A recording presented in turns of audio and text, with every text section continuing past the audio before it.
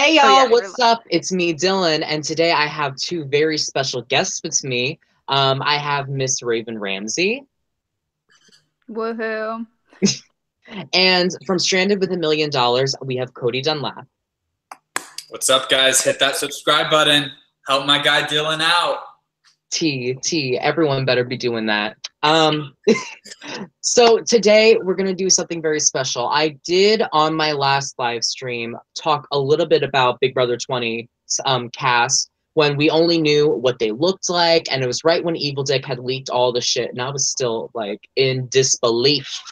But now we are going to be sizing up all 16 of these motherfuckers and drafting who we think is going to win this season. Hope y'all enjoy. Okay. So, what do y'all think of this cast so far? We have the Ica interviews, we have the Ross Matthews interviews, and we have their bios. So, what do you guys think of the cast so far? Cody, you can go first. All right, so I've only watched the Ross interviews so far. I watched them last night, and I mean I liked a lot of things, and then there were a few people that were just like, you just gotta hope they go home early. And I think what makes a difference is if the people that we like, or that at least for me that I like, if they can go far, it'll be a great season. And if they go home pre-jury and then we have a bunch of crappy people that weasel the way to go far, then it could be a shitty season. That's kind of the two ways that I see the season going. Yeah. Should I invite Stephanie in here? No. Who is that? She's one of the people that watches. She wanted to do it with me, but I thought she was sleeping. No. Anyways, continue. Look at my cat. Oh, Aw. It's really funny. no, Autumn's joining, so there's only enough for 4. Did you guys see what I did on Instagram? No. Oh, the fucking Rachel thing? Genius. Oh, Why did you do that? That was so, my God. It's still going on. I'm going to leave it that way for for sure the first episode. And I have I'll check it right now. I have over 100 requests, 134. It's been 24 hours. So if y'all don't know, if you check out Cody's Instagram, he changed his fucking, his whole Instagram, including his picture, to look like Rachel Riley. What the hell? No. Rachel. Rachel, sorry, the new Rachel. I meant that girl. The one on this season. Yes. Because her Instagram had, she made it, okay, so she deserves a lot of props because she clearly has watched the show and is familiar with how it works. And she deleted all her old social media, which is what you have to fucking do unless you just aren't very aggressive ever on social media. And to start clean, and she started clean, but her real account only has a couple hundred followers. So mine is on private, and it looks like her real one. So hopefully I'll get a shitload of requests, and then I'll change it back to mine. It could work. That's actually really funny. I should so do that with my shit just so I can get a bunch of followers. I'm surprised. That's smart. Dude, it could work, man. It could really work. I mean, so really smart. Let's go through each of these motherfuckers. Right now, I'll talk about my favorites after we're done. But I want to go through the first person. So the first person that we have is Steve Arianta. Nice. He's age 40. He's the oldest person on the cast. He is from New Jersey, and he fucking looks like he's from New Jersey. He looks like from the cast of Dreamers. He's a former undercover cop. Oh, so he's trying to be Derek up in them. 3 adjectives that describe him are stubborn, competitive, and funny. His favorite activities are motorcycle riding, fishing, and playing golf. And what does he think he'll be the most difficult part about the Big Brother house? Missing his family and missing work. Who the fuck would miss work? Sorry, not sorry. Isn't he retired? I'm missing work. I'm missing work. One thing I really did like about this, though, which Big Brother cast member did you like most? I don't know all of them, but it would be Mike Boogie. He made me laugh as strategist. I'll talk about my thoughts on that in a second. Do you have a strategy to winning? No. Are we shocked? His motto is rock on, and then there's a bunch of other shit that you guys can read if you really are interested. Damn, Okay. one to call his. Oh my gosh! I hope he's not one of those people that like cries over his kids and stuff. Oh, I would not be surprised with Mr. Steve. I really wish I had like something to like just put up the photo, but whatever. Y'all know what Steve looks like. I don't think he'll be around long enough to cry. I don't think. Okay. Well, here's one thing that I like about Steve, and I think I can read Steve without even like asking him how much of Big Brother he watches. I think he started watching Big Brother in the older seasons. I think he stopped, and then I think he found out it was still on, and he was like, "Oh shit, I should apply for that." That's what I think. Or his kids apply for him to get rid of him for the summer. T. I kind of like him. I don't, but you see, my new motto is there's no one. Y'all have a good evening. Ooh, Stephanie just called out Raven. Oh, sorry. Bye. She left, but my thoughts on Steve are I don't have. There's no one in the cast where I'm like, there's no way they're winning, and here's why. When I saw Josh last season, my thoughts were, there's no way this fucker is winning, and then he won. So True. Nobody is off limits for me when it comes to who I think could win. But Steve, I don't know about that. No, there's a lot of people. Well, I guess what Josh did kind of proves that anyone can win. There's a lot of people that I feel like will come in like second place all day, just because they're so bad. Like there's a lot of people that have potential to go on the block every week and then never be in danger of going home because they just suck. I think Steve is someone that could go on the block a lot. I think Steve, he really screams a first boot to me, or he screams, I'm going to go. He reminds me a lot of Dominic from last season of Survivor Ghost Island. Not just because of how he looks, but from the way he talks. And a lot of people don't get this, but he's lippy from what we've seen, and he's got that New Jersey accent. He's someone that, if he doesn't get on people's nerves, he talks so casually. Like, if you look at Sandra from Survivor, she's the only person to win twice. She was able to make it so far because she talks so casually, and she talks so I don't give a fuck, that people felt comfortable talking to her. And I feel like if Steve is an annoying asshole and doesn't like piss people off, I feel like he could be the person that people confidant in, and like he could make it far. He kind of reminds me of Kevin from last season in a way. Yeah, Kevin. Yeah, I thought that too. Well, Kevin made it to top 4, and if Paul wasn't there, who knows how long he would have lasted. Like, he could have made it even farther. Yeah, it's pretty unpredictable. You really have to see what these people do once they get in the house. Like, it changes everything, it seems. That first week, people don't really execute the things that they say ever. So, I agree. Like, I thought Mark from last season was going to be like Jason Guy, and we all saw that. Mark? Yeah. No. The second I saw Mark, no, here's how I knew that Mark was in there thinking with his dick and not with his brain. If you look at the cast photo, where they're all in that apple garden, if you look at Mark, he's got a fucking boner while he's holding on to, who is it, Jessica or Elena? What? Yeah. Y'all don't believe me? It looks Are like you gonna pull it up? Yes, the fuck I am gonna pull it up. Big Brother 19 cast photo. Yes, the fuck I am. Yeah, that's worth looking up. I think with the whole anyone can win based off Josh winning, I think we should put like an asterisk next to season 19 because that was just a hot mess. Found it.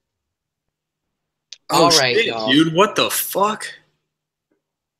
That is bizarre. So embarrassing, you know? Either look, like those shorts were clearly too small. Look, either he and there's Cameron photoshopped into the background.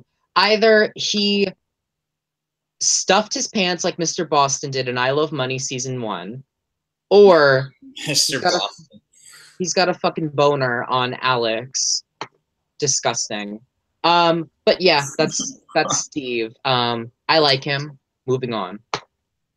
Are they still arguing with you, Cody, to get on MTV? Yeah, they were. I was hoping it would work out. That way I could get on too, but it's probably not going to work out because I don't think MTV will put me on anything, unfortunately. But who knows? Maybe. Do the challenge. MTV, you put on fucking dumbass Victor on the challenge. Put him on the challenge. That's the thing, man. They want people that they can manipulate more and have control over. People that are oblivious to what goes on behind the scenes.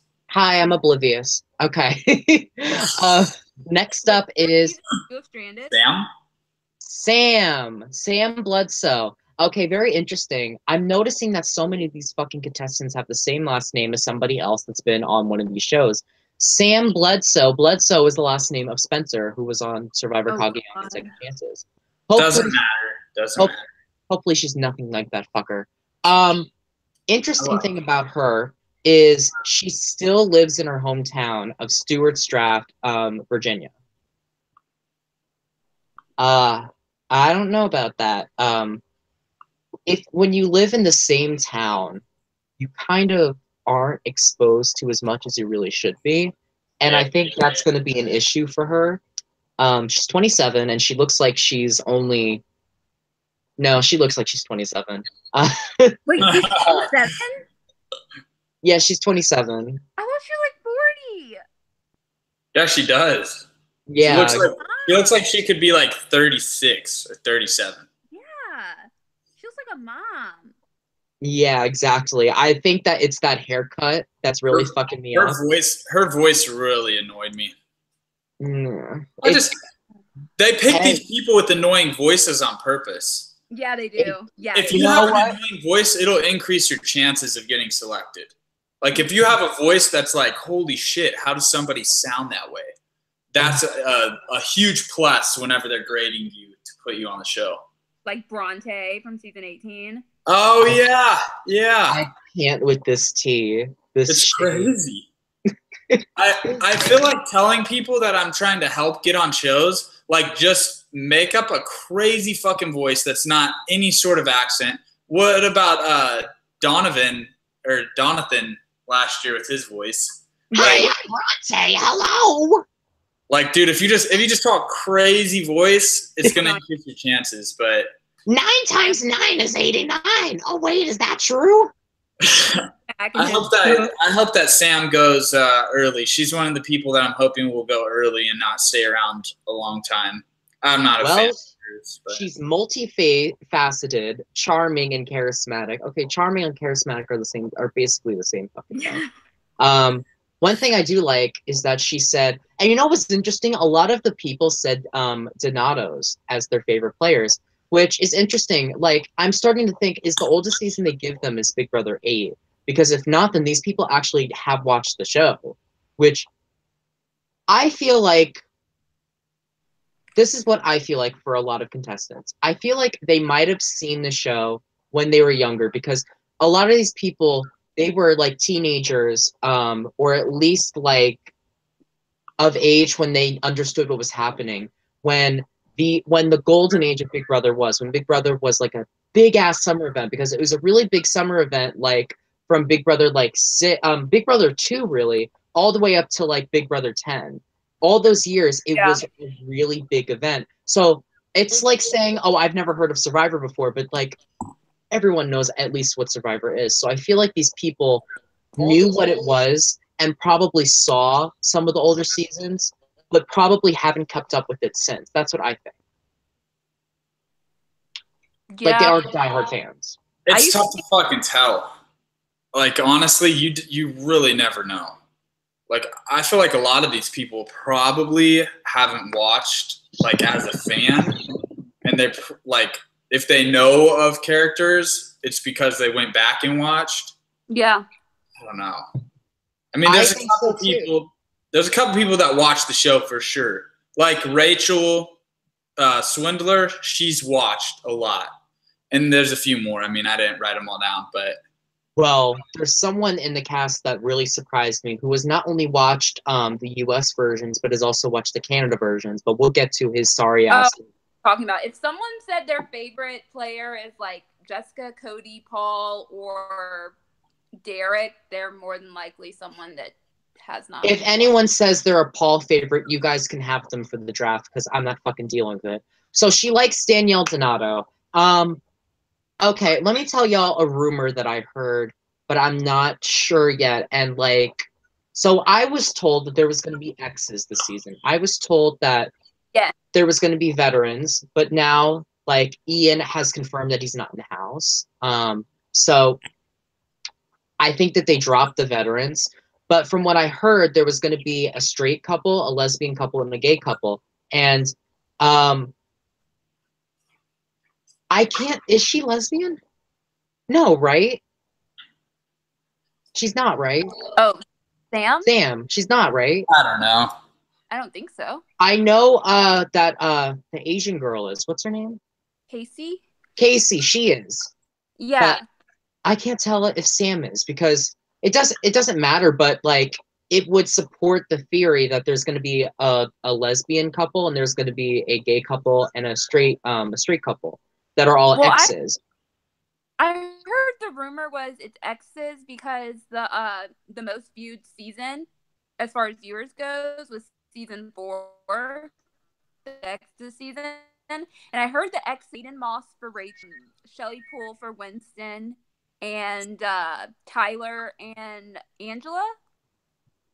Tyler and Angela, but you see, I feel like Big Brother people, we would have already found the photos with them. So that's why it makes me kind of not believe that twist, because it's like literally when we found out the cast, like if you go back and watch the live stream, we found like JC had a whole fucking porn section on Pornhub.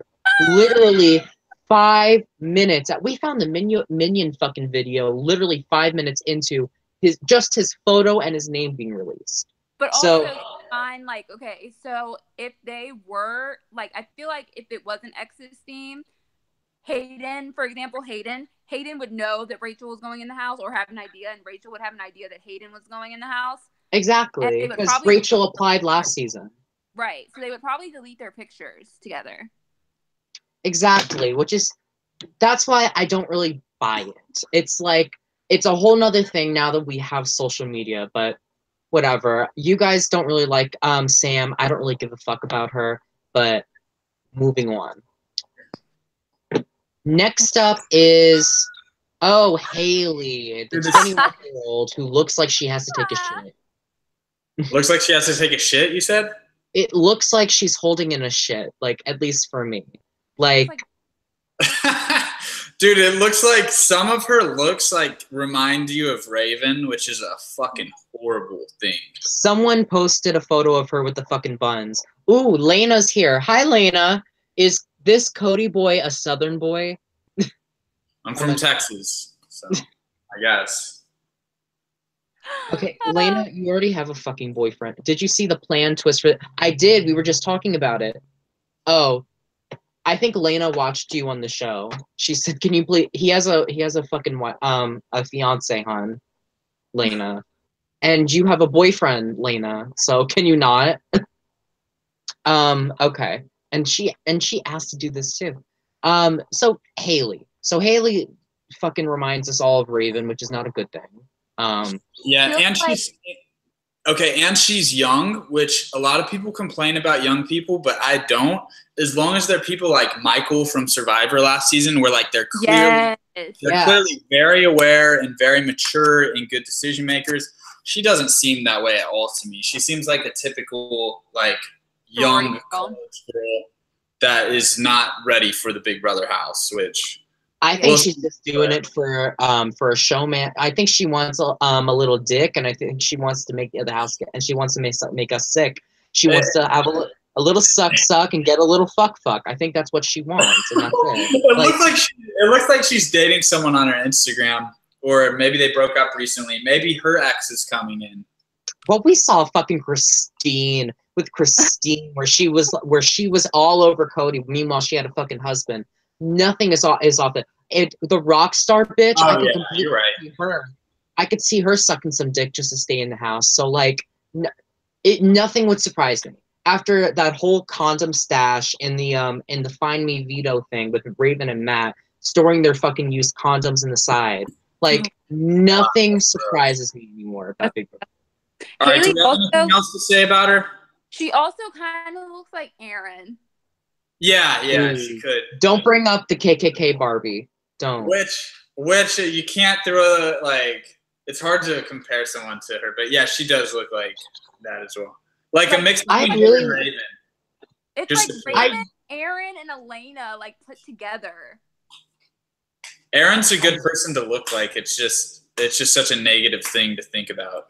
If Aaron was not racist, she would be one of the most like fan favorite house guests of all time. Isn't that crazy to think about? Like all you had to do is not be like a racist piece of shit, and you would have been. She's tied for the most fucking HOHs. That's all you had to do, and she only made top 8. So these people are fucking nuts. But her YouTube channel is on point. I'll give her that. She's gotten a lot better now. She's gotten older. Well, Haley is from Texas. She used to live in Village Mills. Now she lives in College Station because she's a college student. And do we always have to have someone from Texas A&M on the show? Oh yeah. Did y'all see that fucking bingo card with Texas A&M on it? Check. Yeah. Like fucking crazy. You gotta say you're from A&M. Like that's another thing. Right. I'll add into the application. Cody's Instagram. Someone was just asking for your Instagram. Keep talking. I'll type it in, I guess. Fail. Elena, fail. This Haley girl to be determined. I don't know. Elena said Daddy Clay was from A&M. Well, sorry, hon. You might have thought that he was attractive, but no, hon. He was not any fucking thing good. Clay. There's Elena was from A&M. Oh my god. Yeah, they should probably stop going there. I'm sorry to all of you Elena fans. Hey y'all, it's me, Dylan. What the fuck was that? I'm trying to get to the chat so I can type in my Instagram, my new Instagram. Who the hell is Dylan Multi-Production? I'm sorry. Look, I know you like Clay, Lena. You talk about it every time we have a stream, but he was not my cup of tea. And the fact that Elena goes to Elena, not you, Lena, Elena from last season goes to A&M makes it even fucking worse.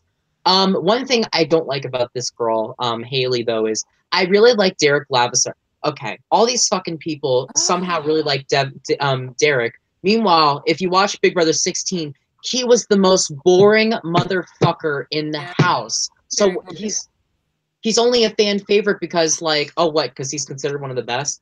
Hun, if I went up to a disabled child and I beat them up, like... It doesn't mean you're a UFC fighter. Exactly. Does that mean I'm the best fucking black belt in the history of the universe? No, it means I'm an asshole and it was really easy for me to do.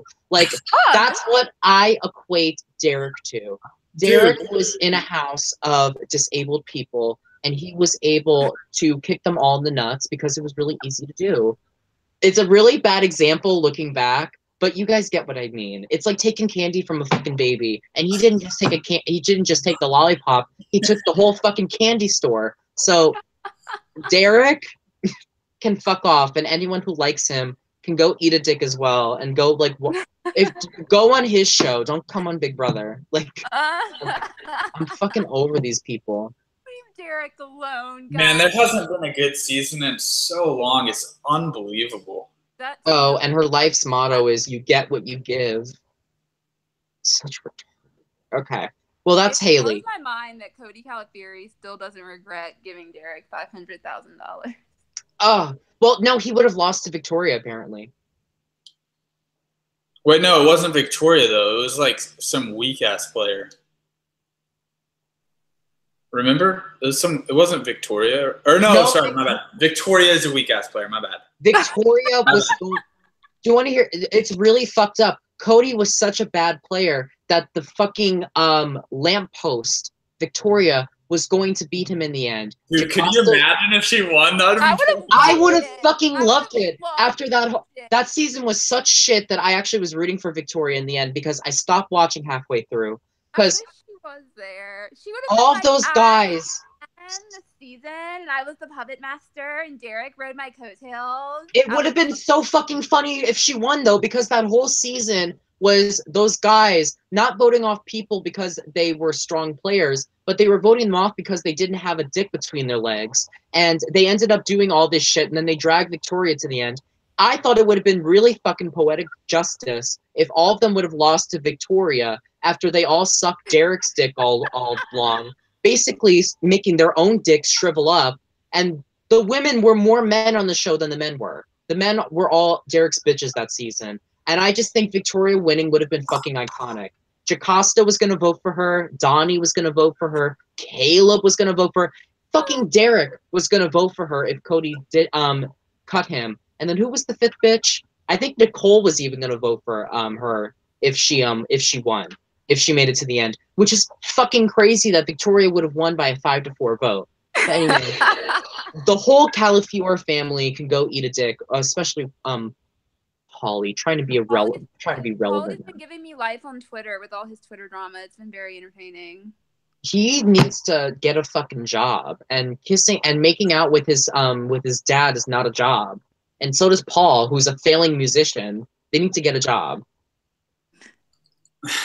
I think Paul's got like a ton of money in his family. Yeah. Oh, he's fucking rich. Oh, and whoever disliked, go eat a dick. But Paul has so much money. I gotta go, but I'm gonna switch to my phone. So hopefully I'll be out and then right back on my phone.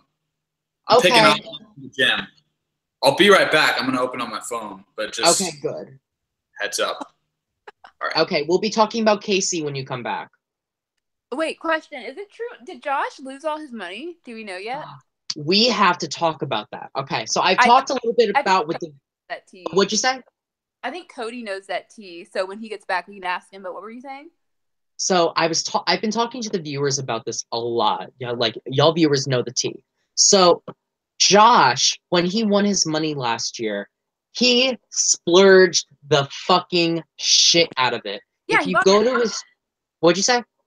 He bought an Escalade. Exactly. He bought a fucking Escalade. That's not the only car he bought. He bought a bunch of other fucking cars too. If you look at his Instagram story, it's just him posting himself staying at these nice ass hotels. He bought a house for himself. And if you look at his Twitter, he's been hosting so many fucking parties. It's unbelievable. He's hosted like 5 or 6 parties, and those shits are not cheap. Those things cost at least $5,000 per party. It's fucking crazy. That's why the Big Brother premiere party costs tickets. You have to buy tickets to get admission because it costs a lot to throw those fucking parties. He has been splurging all of the shit. That's why he wanted to go on The Amazing Race, and that's why he wanted to come back to Big Brother this season, because he needs fucking money because he's a flop. Oh my god! Because after taxes, that $500,000 is like what? 300, maybe. Isn't it like 275? I think it is 275. How the fuck does he buy a condo? And then his parents, they had that hurricane, so he had to take care of that. Don't even get me started on the fact that he didn't even fucking... The one thing he said he was going to do if he won the money was, I'm going to help my family because they got fucked up by the hurricane. That was the one thing that he said he would do after he found out that his family was hit by a hurricane and they were all safe. And he didn't even fucking do it. Josh can go eat a dick. Infernape Master says that Josh is a winning flop. Who would have guessed? Oh my god, whoever disliked it just undisliked it. It's because I yelled at them. That's so freaking funny. Oh my gosh. To whoever undisliked it, thank you. Thank you. So wait, did he really not help his family? Like, do we know this for sure? Yes, he did not help his family. You know how I fucking know? His family is still fucking cleaning up the mess. Oh my god. He is so fucked up. I can't with Josh. Josh is a piece of shit beneath my legs. And seriously, if I could veto one thing, I would use this power of fucking veto to veto the fact that he is a Big Brother winner. Veto that whole season. Moving on. Let's get back. Oh, someone just disliked it. Fuck you, whoever did that. Better undislike it. Okay. Now people are gonna fucking dislike it just to be asses. Okay. Casey Clark. Okay, everyone's living for her because she's the Asian representative of the season. Because there isn't usually an Asian representative. Oh, I thought she was Hispanic. Oh. No, she's Filipino. Okay. So she's like, it's like mixed. Okay. But there's not that many non-white people on the cast, is what I was looking for. I'm back. Yay, he's back! We were just talking about, is it true that Josh lost money? Sorry, I'll hold you closer. You're talking about what? Josh lost all this fucking money because he spent it all on like parties and hotels and an Escalade. I talked to him about it a little like a while ago. I think his family owns rental properties, and I think he just put it into rental properties. No. Pretty sure. I mean, maybe. What do you guys have? Do you guys have like good evidence, or is it just like look at his Instagram?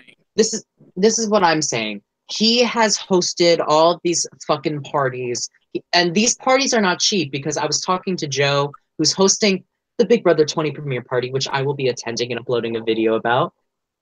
He is hosting this giant ass fucking party for Big Brother premieres, and he told me that it costed a couple thousand. He had to drop a couple grand on it. Josh has hosted all of these fucking parties, which he has had to drop a couple grand on. And then he bought an Escalade. Now, are you sure he's not, someone else isn't hosting it and paying Josh? No, he's hosting it. He's hosting it. Like, he's the host. It's not like he's just a guest. Like, he was the host. Like, I'm gonna see his ass when I go to the premiere party on Wednesday, and I'll get the tea if I need to. But he has spent so much shit, and I've gotten to talk to I'm not gonna say who, because I don't want to throw them under the bus. But there's a Big Brother 19 alumni that I was able to speak to who told me a bunch of shit that he spent money on, and I'm just saying he's pretty fucking close to the end of the road on that money. How much is an Escalade? Oh, I don't know. At least a couple tens of thousands. Oh, wow. But we need to get back to the fucking cast at hand. People are so scared now. It's just like, I love that. Okay, Casey Clark. So Casey Clark is the Asian representative of the season. She's also the lesbian representative of the season. Dude, I thought she was Mexican, man. Are you sure she's not Mexican? She's Filipino. That's what I thought, yeah. Okay. So it's like both. No, she's from San Diego, but she's half white and she's half Filipino. Okay. Yeah, which is, it's like a mix. It's like, it's half Hispanic and half Asian. So she's like a fucking, I don't know what the whole thing is, but she's Filipino. So she's from San Diego, but now she lives in Arizona. And the interesting thing about her is she's a pro football player, which is very untypical for a woman, which I fucking love. I need to look up the league that is, because I'm pretty sure I've never heard of pro football leagues for women other than the lingerie league, which she's not in, I don't think. She said in her Ica interview that she plays with men. Oh, nice. I know, right? Which is fucking nuts. She's one of the only female players in the league. If she's playing with men, it's not a professional league then. And dude, the other chick that is the fitness model, forgot her name. She talked about being a pro athlete in her interview. And it's like, dude, you did pole vaulting. You're not a fucking pro athlete. Like, chill with. Like, what? Like, you're not a pro athlete, you weirdo. Professional cheerleader. Oh, Rod said at least 70K for the Escalade.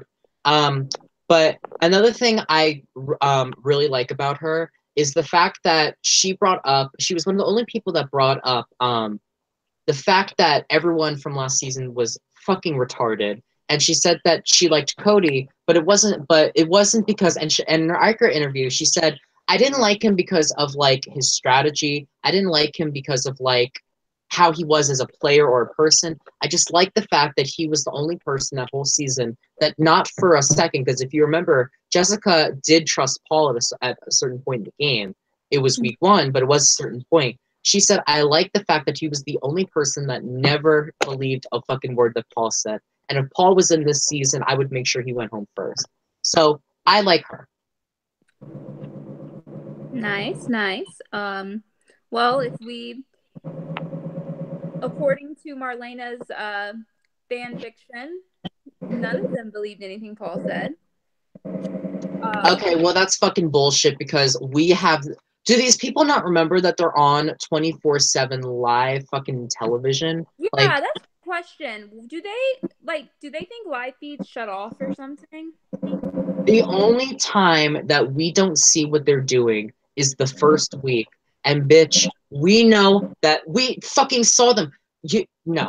If you weren't believing what fucking Josh and not Josh, fucking Paul was saying, then you wouldn't have.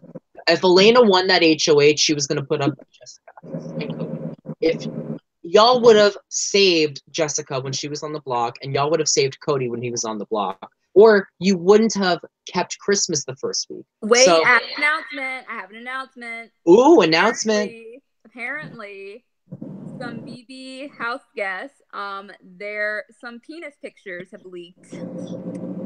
Oh, let me guess, JC. Let's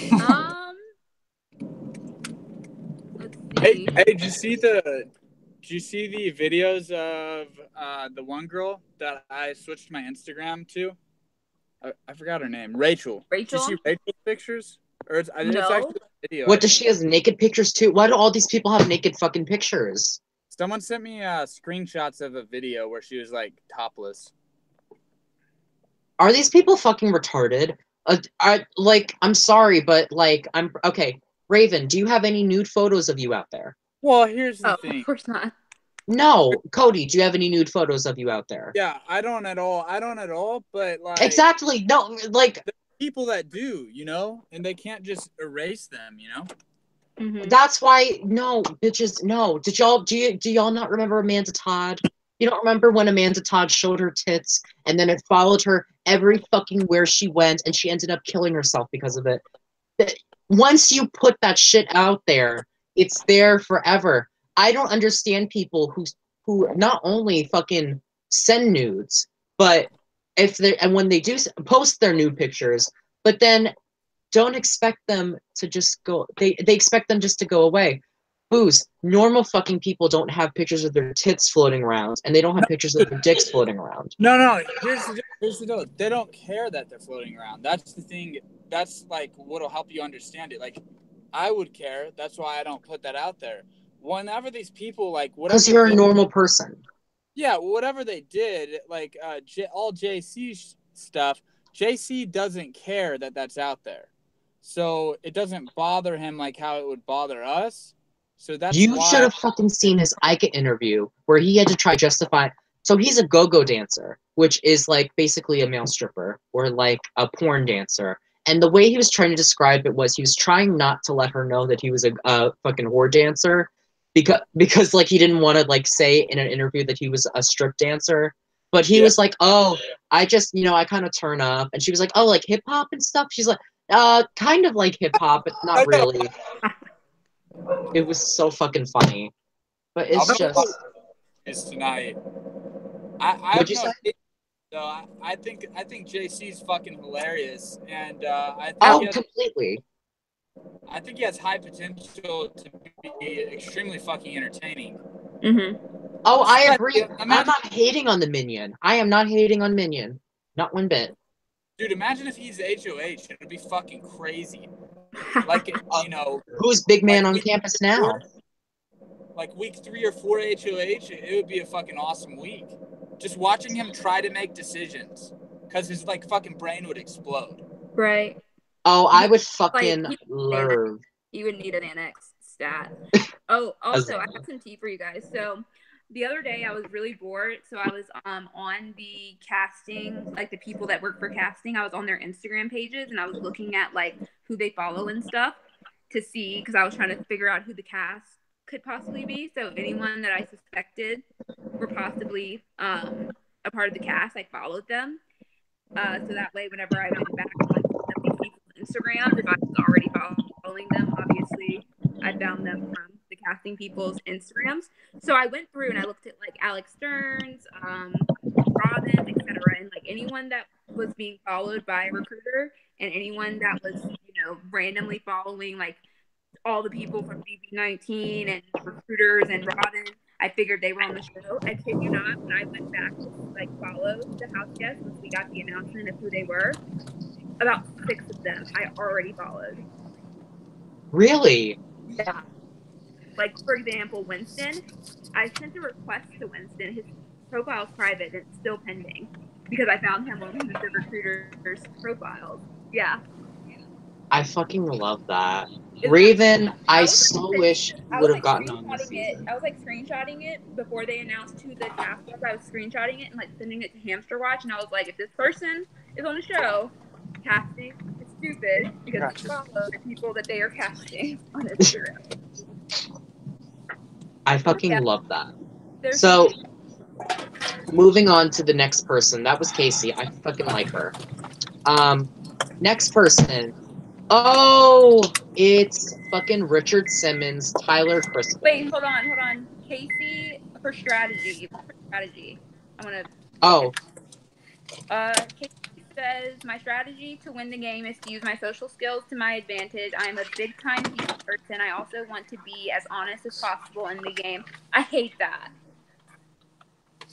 Well, when she had her Ica interview, she was trying to convince Ica not to put her on the block. She was not doing a fucking good job. She was not doing a good job at it. I think that she is somebody that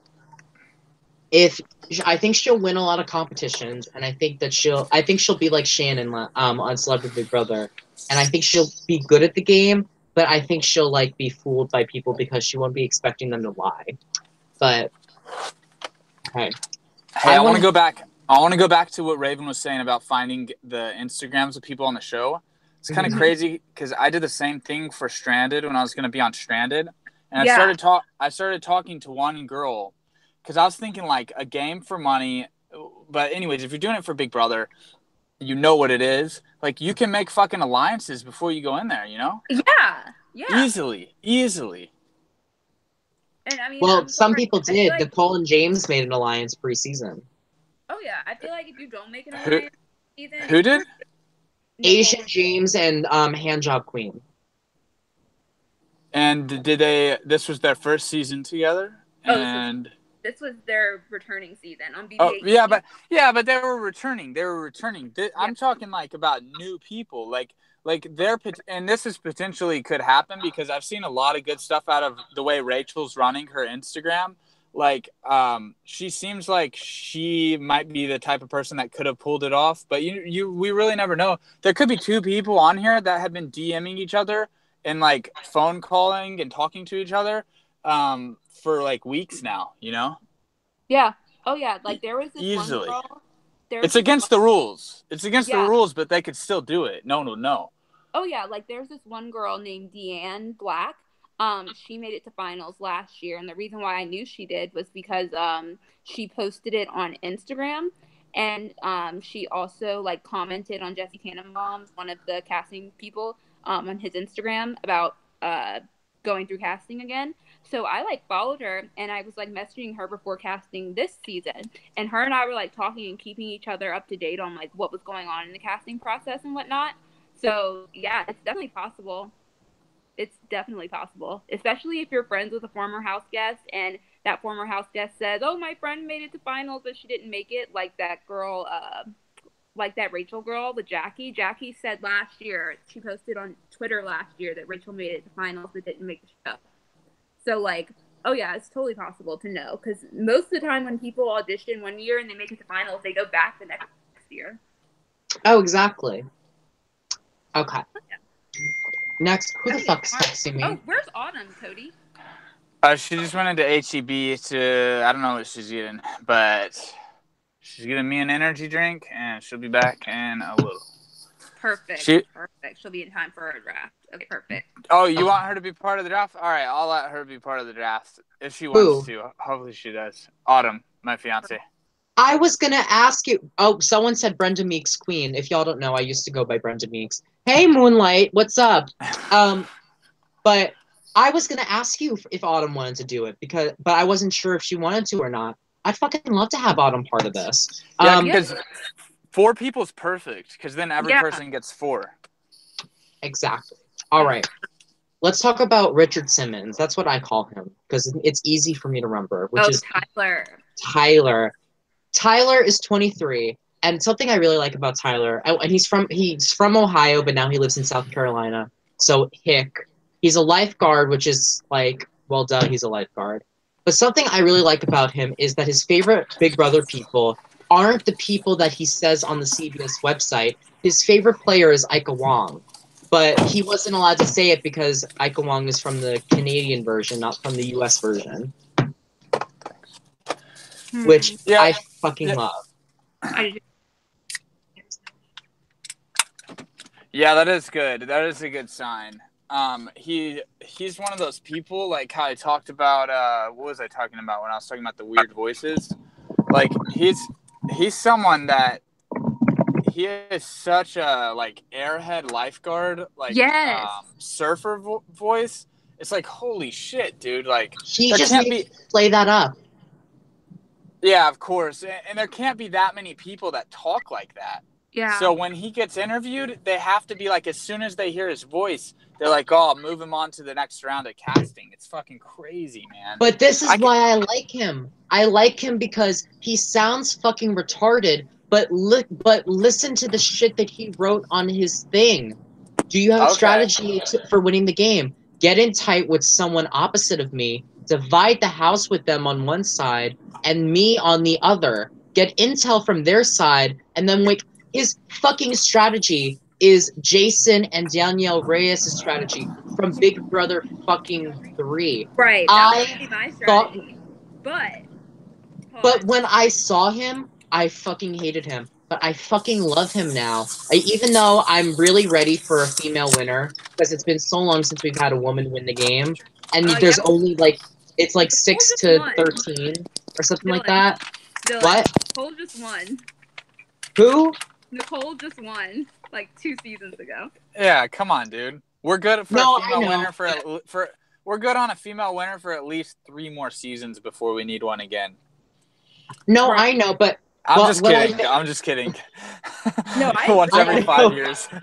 I know, and I know I really shouldn't be like, oh, I want a woman to win, because then we get fucking people like Marissa winning solely because she has a vagina, and Nicole won because she had a vagina. Dude, Nicole for sure. It's fucking crazy. That pisses me off. Well, Natalie voted for her solely because she had a vagina, and she was honest about it. Which, you know what? At least they're honest about it. But you know what? There's been so many women that have lost because they were women. Like, I think Liz would have won the game if she was like a nerdy boy, like how Steve was. I think Steve won because he was just like a nerdy boy, and like they viewed Liz as like a charming girl. No, Liz. But Steve didn't do shit either. No tea, no shade, no pink lemonade. Steve didn't do fucking anything. See, I think Steve's game was not bad at all.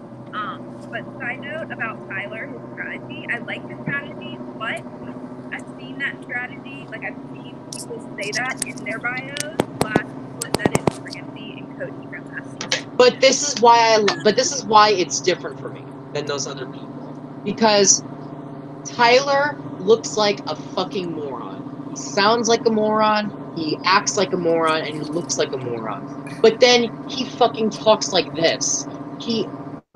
He says shit like that, then cut them in the final 4 when the time is right and take credit for the whole thing. His motto is do whatever the hell you like. He says getting people to believe anything I say when I'm lying because I'm telling the truth. His favorite people are like Dan Giesling, Zach Rance, and Victor because of his resilience, which it's not even his favorite people. It's just that's what the like people on the show wanted him to say, so he like said people from US. But then he also said something that really made me fucking like, this is a quote. There hasn't been a good Big Brother winner in over 12 years. From his fucking mouth, he said that. And I was like, okay, I fucking love you instantly. Because he's one of the only that's a great people. one. Seriously. He said that That's a the great only quote. honestly, the only person that he said that has played a good game in the past 10 seasons was he said that Rachel played a good game and he said that Derek played a good game, but he doesn't even respect the game that Derek plays. He said everyone else that has won a season so far has fucking sucked. And then like he said that the other 10 he said the first 10 winners were all good. So this is why I fucking like him, even though just from looking at him and listening to him, I probably wouldn't fucking like him. I kind of disagree with him. Okay, first off, Rachel was entertaining and she won competition. Rachel, one, benefited from a twist, and two, had like zero strategy. Hayden Moss is a good winner. So is I think he might have said, oh, I think he said Hayden and Ian were good as well. Okay, good. Okay. And I mean, It's probably over exaggerating when 12. By 12, he probably meant like 5. Okay, yeah. True. But Andy, did you say Andy was a good winner? Yeah, I respect Andy's game. I mean, it's not a game that I would play. I don't like it, but what, Cody? Oh, Cody, have you watched season 6 yet? Season 6? Yeah. Oh no, I do need to binge watch that. You need to. It's the best season, and you'll understand why people hate Big Brother now. I might have watched it a long time ago, honestly, but what I was about to say something though. Oh, about Andy. I felt like Andy. I don't know. I mean, that season had good game players in it. Actually, I felt like they were playing well. All Andy did was go back and forth to whoever was in power, and when I was watching it, I kind of felt like it was obvious for them to pick up on, and they were just so fucking oblivious to him doing it that it frustrated me. I think Andy is one of the fucking worst. I think the only person that is a worse winner than Andy, TBH, is Josh. But Andy, to me, fucking sucked. Seriously, fucking sucked. I think he was awful. And here's why. There was no person, the only person that I will give him credit for being the person to eliminate them he was the swing vote that got Amanda out of the game. That was it. There was no other person that he was responsible for. He might have voted them off, but he wasn't responsible. Even Amanda. It was Gina Marie that finally said, fuck you, bitch, I'm putting you on the block. Andy would have never done that. I thought Gina Marie should have whooped his ass, and I think she lost because she was such a cunt in real life and in the Big Brother house.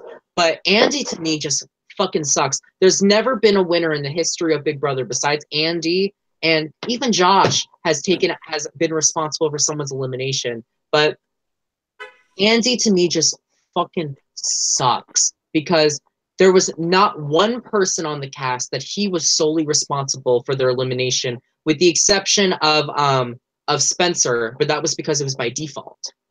So, and what, you took out a pawn? Oh wow, great job, because you won the final HOH. So Andy, to me, fucking sucks. I think Josh is the only person that's worse than him. Who'd he beat in the final? Gina Marie?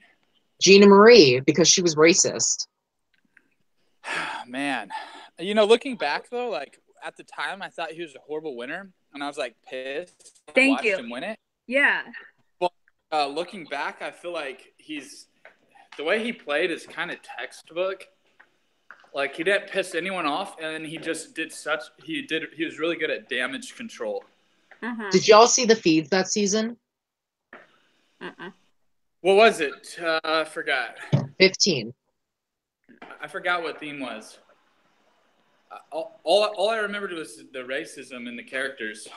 I watched the live feeds that season because it was so this was when I really started getting into Big Brother, like hardcore. I'd always been into the show, but this was when I really started getting into it, like, deeply. I watched the live feeds that whole season, and by watching them, I mean I occasionally popped in and out, but I always kept up with the updates. Andy, and we'll get back to Big Brother 20 in a second. I just want to address this about Andy. Andy would literally go from room to room to room to room to room. The second that a conversation didn't involve him, like, and by involve, I mean it didn't revolve around him. Like, it didn't, like, as soon as he was irrelevant to the conversation anymore, he would get up and leave, and he would check to make sure that no one else was saying anything that was related to him. That was how he played the whole season. He played it like fucking Sequester. Like, he jumped from room to room doing shit, and it's just he never did a goddamn thing. And that's why no one in the history of Big Brother has said that their favorite player was Andy. Is he the only? No, because Drew was gay, right?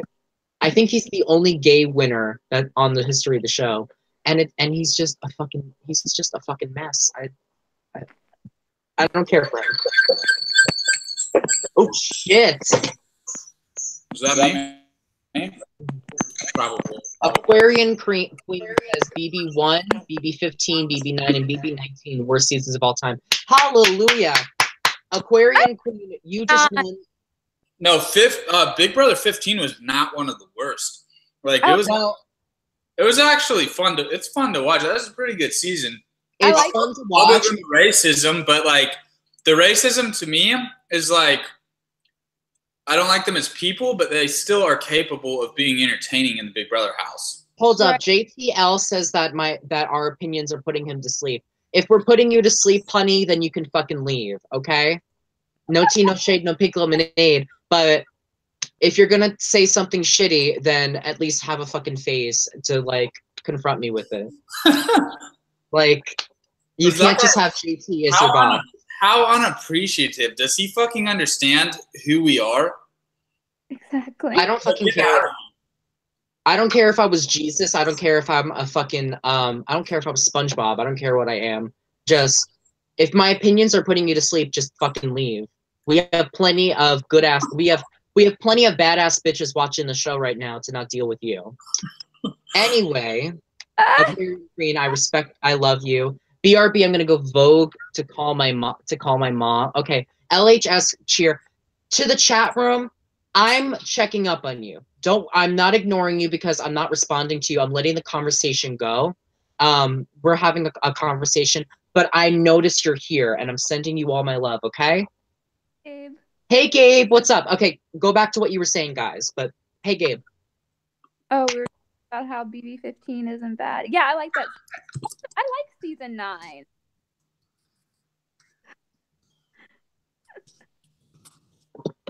Season 9. Oh, how we are not casting rejects, JTL. Cody was on fucking Stranded with $1 Million. This was my first year where I was able to audition for something, and I was into a delayed casting process, so I haven't even gotten to audition yet. And Miss Raven has been literally one step away 2 fucking times. So go eat a dick. Actually, I think I'm gonna just ban you from the show. I'm a fucking reality TV winner. Cody fucking won the show. I got $100,000 in my bank account because of this shit. Bye, JTL. Your name is the same thing. Your name is the same as the fucking worst winner in the history of Survivor. Bye. Okay. BB15 is not as bad as we thought. That's a diss. Cody, I have an MTV question for you. Side note.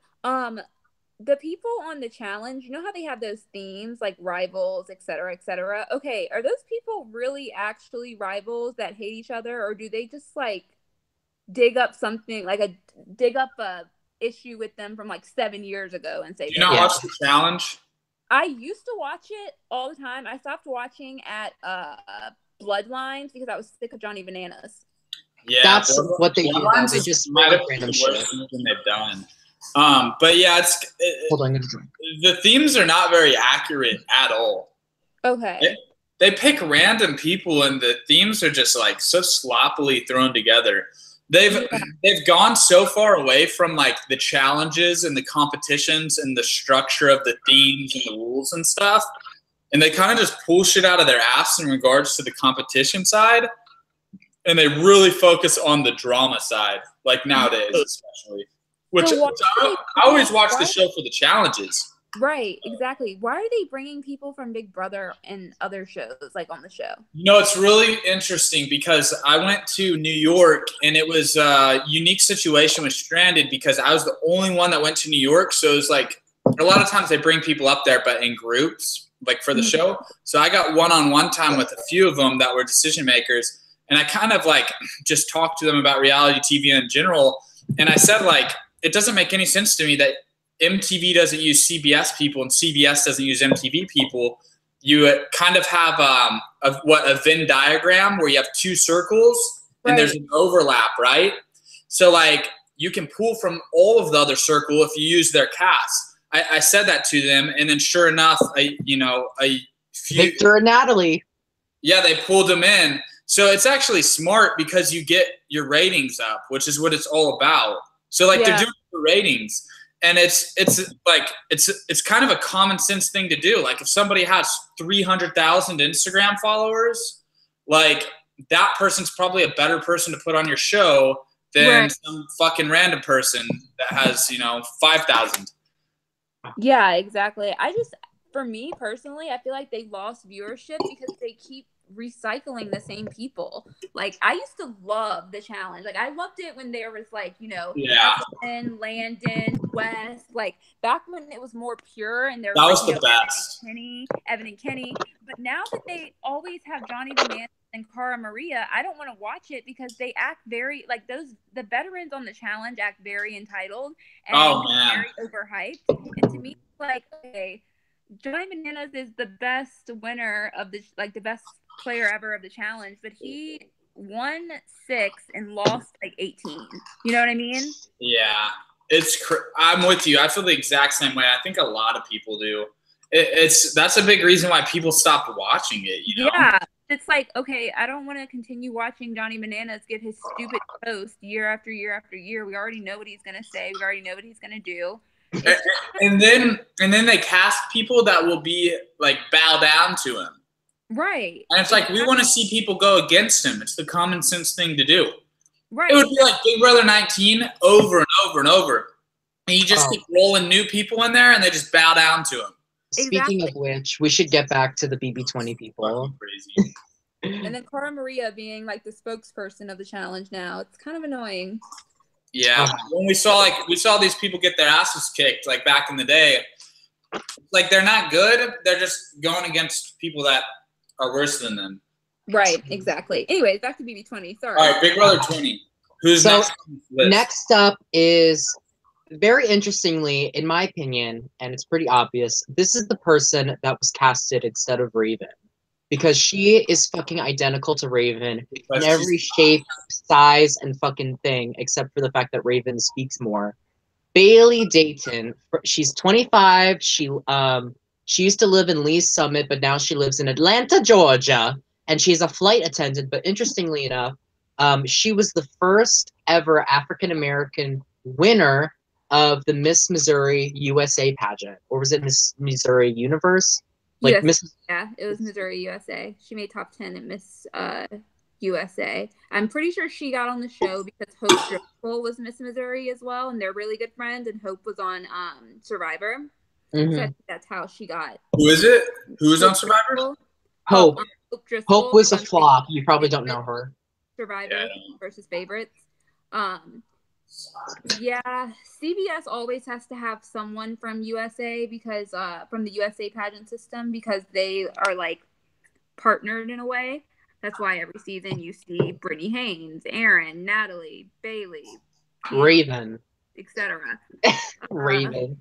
Yeah, Raven's a fucking model. Yeah, believe it. The fucking butt nugget lover. Anyway. Walton, forgot about her. Yeah. Yeah, not you, Raven. You're the good Raven. That's why I had to put your Twitter name so people didn't think I actually had Raven Walton here. I would never fucking have her on. Watch next week we'll fucking have Raven Walton on the show. No, I remember when I messaged Cody on Instagram and I was like, I'm not Raven Walton, and he was like, oh, okay, good. I was like, when I saw your name, I saw Raven and Ramsey, and I was like, what fan likes Raven and Ramsey? And I was like, that's hilarious. I thought you were a fan that, because that's what these fan accounts fucking do. They change their name to the person's name. Someone in the chat said that that Raven and Bailey don't look alike. I don't mean like they look the fucking same. I mean, I meant that both of them are from the pageant system. Both of them are African American women. Both of them are similar in personality. That she beat her out because they needed a pageant representative, and they also, like, no tea, no shade, pick lemonade. They always cast and they look for a black woman, which is not the way they should look for casting, but they always try to get a black woman on the show. And specifically, they always try getting like at least one, maybe two if they feel if they're feeling good for the day. Has there been two? I feel like there's only yes, one. How recent was this? Davon and Zakiya. Davon and Zakiya. Oh yeah. So that's it. What do you think about that, Raven? Do you think there should, like, are you one of these people that thinks there should be more? Is it frustrating for you? Because I feel like if I was you, you know you're competing for like one slot, maybe two. Yeah. But Ooh, which is kind of tough. Interesting thing that Aquarian Queen just brought up. I heard she was the first in the house, and there's a curse saying that you're the first. I heard that too. So Bailey was the first person to walk into the Big Brother house, and the first person to walk into the house has never won the show. Wow. Right. Say that way. So they're already in the house right now? Yeah, they went today. They had taping today. But they haven't done the HOH, and they haven't done like the twist or anything like that. Literally, the like being in the house, it has to be the greatest feeling that exists, like on the face of Earth. Right, exactly. But you know what's frustrating? I'd be so happy. I feel like I feel like it's kind of like lazy casting this season. And no shade to Robin Cass. I'm not shading her at all. But if you like watch their interviews, a lot of them said they were alternates last year. And that guy Fasal, he said that they contacted him like a week and a half ago, beginning of June, to come in and join the show because he was an alternate for Josh last season. Like, yeah, I could was see Neon. I would rather have not even fucking known who Josh was. It's I'm being serious. No, it seems like they do this a lot in casting. Like, it's fucking bizarre, right? Like, you go to all these cities, right? And you're there for a whole day. You're there for like multiple hours just running through people. You get people who apply online, and you have like all these people working in casting. And then you just call up someone from last year and you're like, hey, we want you to be on the show. Like, it doesn't make sense to me that they would go through all that and then say, you know what? I have nothing to do with this casting. Continue. No, like it's bizarre to me. Like why put in all that effort and then just call someone up? So they can have a vacation. Exact. I think that they do it because it's like easier for them because this is what I heard, and I think this is the reason why they did it. So what I heard, like, Audrey hosts Sequester. She put the show on hold because what I heard was originally the show was going to be an all-star of second chance players. Audrey was going to be one of the contestants on the show, or was at least in the process of becoming one. They decided to scrap it because everyone was fucking pissed off about Paul last season, and they decided to just do an all-new cast because everyone is sick of veterans. So the fans have spoken. There's no all-stars because y'all bitched about Paul, even though Paul, we meant that we just didn't want a mixed cast. But I think the reason why they picked so many people who were alternates is because I don't think that they were legitimately casting people when they said they were. I think they were taking audition tapes because open casting calls started a lot later than they usually do. It was sending in clips for a while.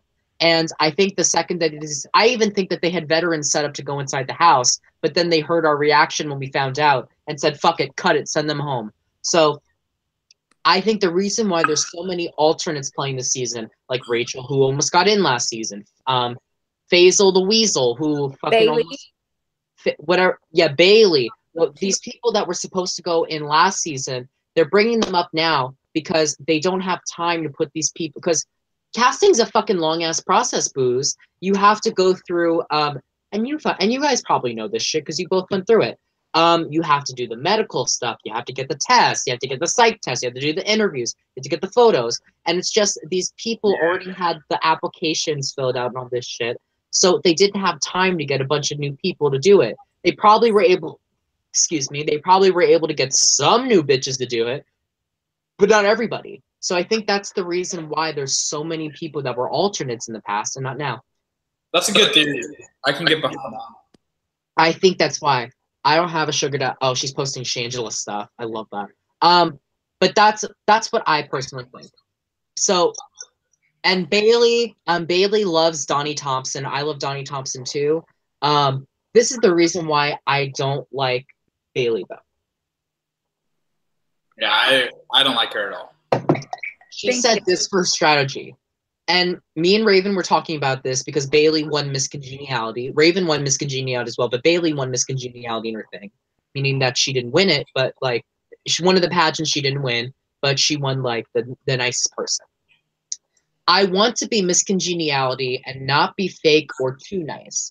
I just want to be that girl that the people feel comfortable around, but still dominates competitions, and I want to stay clear of drama, blah, blah, blah. So basically saying she wants to be the nice girl, which is like, okay, cool. But it's like, girl, that's not going to happen. And when you're overly nice in the house, which I fully expect her to be, people are just going to think you're fake. Look at Natalie. Natalie was so nice to these people. Yeah. And it came to a point where they were like, geez, this bitch is fake because she's being so nice to us, but then she's evicting us. Because in a game, you can't be nice in a game like this. You can't be all like, oh, hi, guys, what's up? I love you so much. Because in this game, you have to vote people off. If you're not on the block or you're not HOH, if you're not on the block, then you still have to cast the eviction vote. Even if you're not HOH, you still got to vote them off. So it's like, unless you are completely fucking out of the picture completely the whole season, like unless you're Chicken George, like there's no way that you can be so nice to people, even if you're being honest, even if you're being genuine. If you're that nice, people are just going to think you're fake because you're being nice to them one night and then the next night you're fucking evicting them. It comes off as fake. So I think she's not going to last, which is unfortunate. Yeah, I kind of have a similar reaction where I was watching her interview and she's saying a lot of like dumb shit that like sounds good, but it's just so it's kind of like a surface level strategy. Right.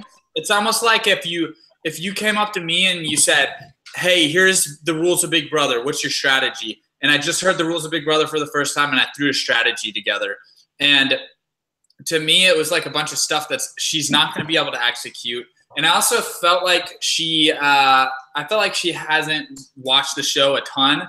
And I felt like she didn't put I feel like she's not very self-aware of her strengths and weaknesses. And I think she's gonna. It's almost like what's her name, Dominique last year. Yes. Where she a lot of people were like, oh, she's so good week 1 and 2, and then the week that she went home, she looked like absolute shit. She just like it was all self-inflicted with her, and she gave herself zero chance. I could see her breaking down week 3 and just like it being a boring ass week because we just know she's going home and she's doing nothing to help herself.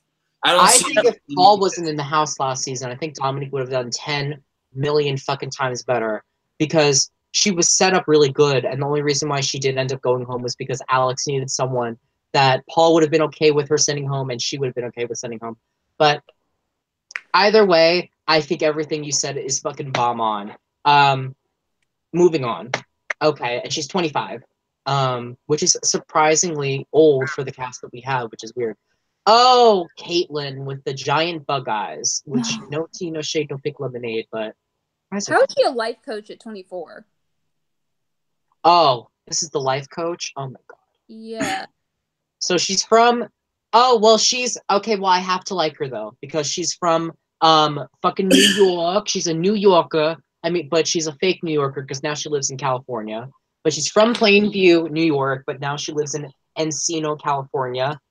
And this is the life coach. Now, for being 24 and being a life coach, she's not very fucking insightful from the interviews that I saw. Excuse me. And her favorite Big Brother house guest is fucking Victor. and he says that him and Nicole are a match made in heaven. This girl, this... Did these people only watch season 18 and 19? Yes. To answer your question, yes. But and 16 apparently. They skip I don't know. over 17. Okay, look, I felt like I got the vibe that she had watched a lot of Big Brother, because she said some stuff like referring to Big Brother as a whole, like as if she knew every single cast member that had been on the show. Where she said like when they say why should fans root for you, she said because I'm a different type of person that we haven't seen before. Basically implying that the same types get cast every season, which they do. And I don't think that's what she meant, though. I think when she said that, she just meant that she's like a crazy girl. I don't think that means that she knows the people, because she just looks like someone that would be like, oh, well, I'm unique. Like, there's so many people that go on the show saying that they're going to be like no one that we've ever seen before. Because if you say that you're like someone, they don't cast you. Because like, look at the casting video. They say that we don't want people that say they're going to be the next Dr. Gold, the next Janelle. We want the next you. So I don't think she knows all the people from the show. But I'd have to rewatch, but I think she did. And then I also liked that when they ask these people what their strategy going in is, they always have a strategy that's like very like set. And I'm thinking like, if you ask me my strategy, it'd be dependent on situations. Like, what do I do if I win HOH? What do I do if I'm thrown on the block? What do I do if I know I'm being backdoored? And her answer was more of like, I'm gonna have to fill things out, get to know these people, and react to them, which I thought that's the money answer when you're asked what your strategy is. Like, hold on though, I just remembered something. This is and thank you to the commenter who just pointed this out. This is the bitch that said that Janelle was from Big Brother 16. Where'd she say that? Where'd she say that at? In I think the Hollywood Reporter interview. In like the Hollywood Reporter interview, she said that Janelle was from Big Brother 16. I did watch the Ica interviews. Okay, no, this girl. That Jessica and Elena don't like. Oh yeah, this is the girl. No, this is the girl that which she talks shit about Cody. So Jessica doesn't like her, and neither do Maven, because they stick up for Jessica Cody. But no, maybe she meant to say Big Brother 6, but then she didn't correct herself. So, no. But she probably meant Big Brother 14. She probably doesn't even know who Janelle is beyond that point. But no. She was one of the people that I thought had watched the show, though. There's probably like 4 people that I felt like had truly watched. Well, maybe she has. It's just like... I liked her a lot. You know, she's like probably one of my top 4. Like, there's probably 4 people that I liked. And I would say she's like one of the 4 or 5 that I liked going in.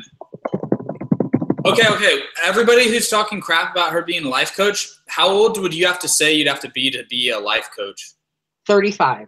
And I also don't even know what the hell is a life coach even. A life coach is somebody that you go. It's a counselor. It's someone that you go to like. But not a certified one, I guess. A what? Is she certified? Like, does she have a degree in psychology? I wonder. Well, if she does, it's fucking brand new, because to get a psychology degree and be 24 is very fucking impressive, because it's not just 4 years in college. And I'm assuming to get a PhD in psychology, it's going to take more than 4 years. So that means that she probably did 6 years of psychology. So maybe she has, but like, no, to be a life coach, I don't even think you need to be a psychologist. So it's just a bullshit job. But to be a life coach and be like a good life coach, you can't be 24 because most of the people that go to life coaches are fucking older than her. Like, seriously, or her age. Like, people my age are not going to fucking life coaches. They might go to fucking therapy, or if they go to their counselors at school. But like, for her to be a life coach to somebody, they would literally need to be like under 18, or else like, what's the point? It's like paying someone to be your friend to talk about the tea with. Like, what has she gone through? What, Plainview, NY? That's not a fucking hard. She's lived in the 2 biggest cities, the 2 biggest states in the fucking country. No, honey, it's not like she grew up from like the projects and she's like seeing things that we're never gonna see. So her being a life coach is fucking ridiculous. But we don't know what she's like in the house. I might like her. I mean, just the fact that she thinks that she could be a life coach at 24 is interesting enough. And that she says that Janelle is from Big Brother 16. But this bitch, if you like her, that's fine. I don't hate her. I certainly don't. There's certainly people in this cast that we haven't even gotten to the people I don't like yet. But it's just being a life 20 fucking. Look at her eyes. Look at her eyes. And then her fun fact is, I'm often caught sleeping with my eyes open, which is terrifying. Oh my god! Could you imagine sleeping in bed with this girl? With look at her eyes and imagine like her this. Eyes being open, dude. That is scary right here. Oh, God. Good morning. Have a good morning. How are you, shit. sweetie? Like that. Like I could never fucking ever, especially with those bug eyes. She needs to go back to A Bug's Life, with fucking Pixar and all of them. With Laurel. Oh my god, Laurel, the Avatar, the Avatar from James Cameron's Avatar. That was on Survivor. Laurel to me looks like a bug from Bug's Life. She does. The ant. Pull up a picture of the ant.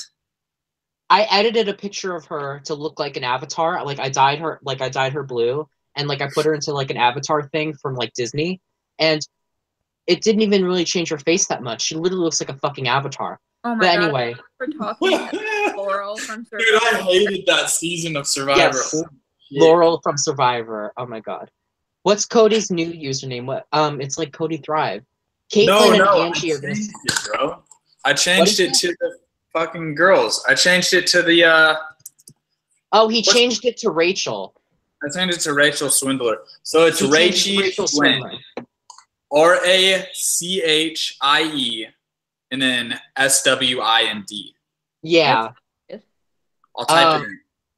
Caitlyn and Angie are gonna sage the whole house and win. Oh my god.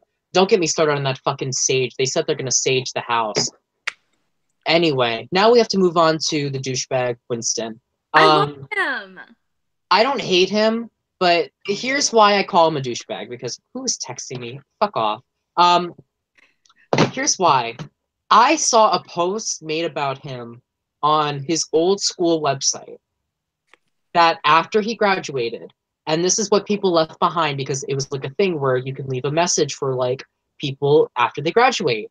And when they were talking about him, they said that he was the biggest douchebag they had ever met in his life and that they hope he dies. So it's like, damn, Winston. That to me is a good sign, though. That gives me hope that he could be a great Big Brother player. Yeah.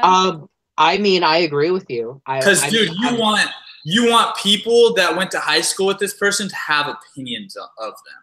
Exactly. Like, and like, that look, makes a good reality TV character. I said it last season on Big Brother Canada. When I saw Mikey's video, and I got to talk to Mikey, he's very nice. He almost came on the show, but but the producers of Big Brother Canada didn't want him here.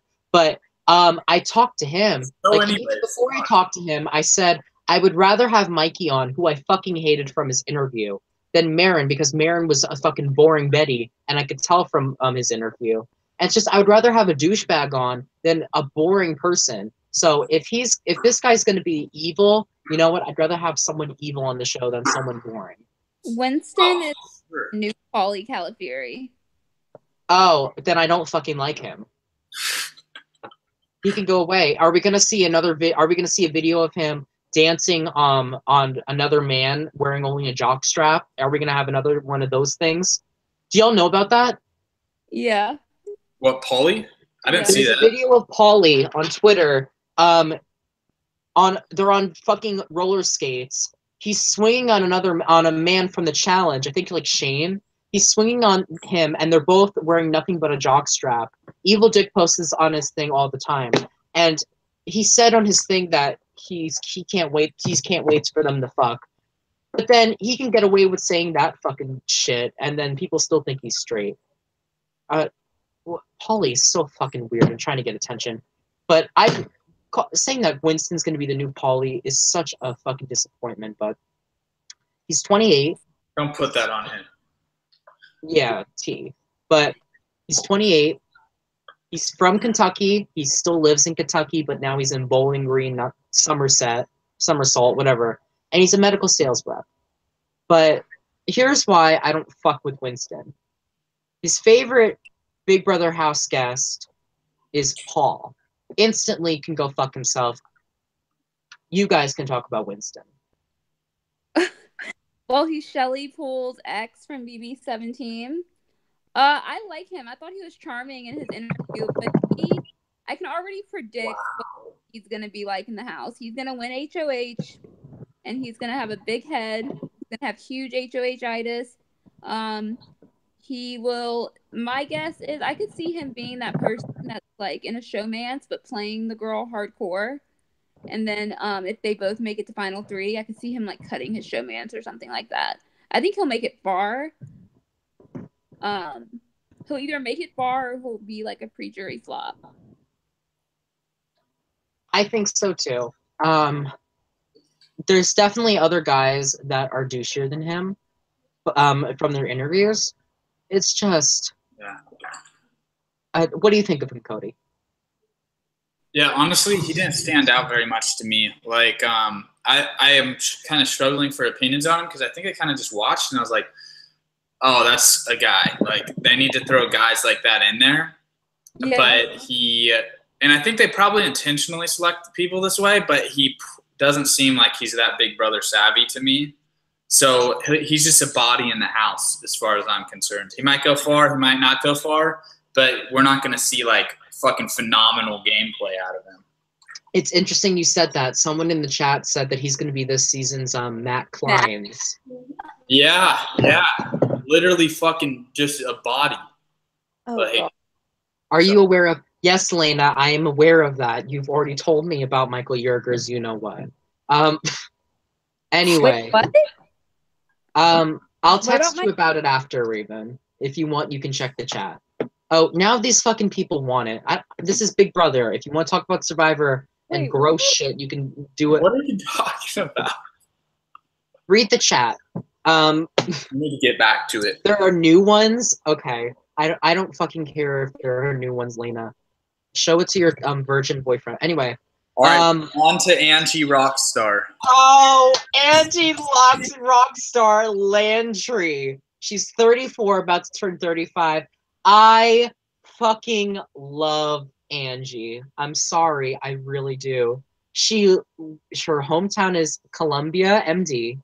She still lives in Columbia, MD. She's a stay-at-home mom. She got the name Rockstar not because her mom said that she parties like that, because her friends were out until like 2 o'clock in the morning. So she said, "Oh my God, you guys partied like rock stars." So now everyone apparently calls her Rockstar, which is probably not true. She has these fucking glasses, and she looks like Edna from The Incredibles. Is that what her name is? Edna or Edma? Or Charlie and the Chocolate Factory. Yes, the Charlie and Chocolate Factory. Charlie Chocolate Factory or Edna Mode from The Incredibles too. Dude, where do they get these people? Like, this is fucking crazy. Fucking violet hair. She is the fucking whack job. One of her favorite Big Brother players of all time is Joey Van Pelt from season 16, even though she was the first boot. She is my fucking spirit animal. I love her so much. Edna Ma. Yeah. Oh, someone's adding you. Oh, people. Oh, you guys were talking about. Oh, they're talking about skinny legend. Angie. Yes, she is a skinny legend. But Angie, she is my fucking pick to win. Like, I know she's probably not gonna win, but like, I want her to fucking win. She said, "What would you take into the house and why?" A statue of Ganesh, elephant god remover of obstacles. And she wants a statue of an elephant god in the house. She wants some sage to burn the bad juju from all the shade thrown around by the house guests. And she wants a variety of crystals to use for different... She's one of these fucking people that believes in juju and all this shit. I fucking love her. Like, I can't even put into words. Like, her and Caitlyn getting together could be really, entertaining to watch them have a conversation about this shit. Her and who? The life Caitlyn? coach. The life Caitlyn, coach yeah. was like major hippie, like into Yeah. what's it called, like vibes and just feeling people's energy. This is what I think is going to happen. And Angie talked about this on her interview with Aika. She said she wants to have a final two with a girl, and she wants the final two girl that she has it with to have a showmance that they use to win competitions. I think those two are going to click because they both are fucking crazy and love sage and crystals and stuff like that. I think they'll make an alliance, and then I think that since Angie's too old to have a fucking showmance, because the only other person in the house that might swing at her is Steve, but she has a husband anyway, so she doesn't want one. I think they will use someone like fucking Winston or something like that to win competitions, and I think those two are going to be like the final two, even though they're both fucking crazy. It's just like... Well, no, they can't because Caitlyn's dated the same guy for like 5 years. Oh, that's true. And she's a person that won't cheat, whereas the A&M girl, you could tell, might not care as much about a relationship.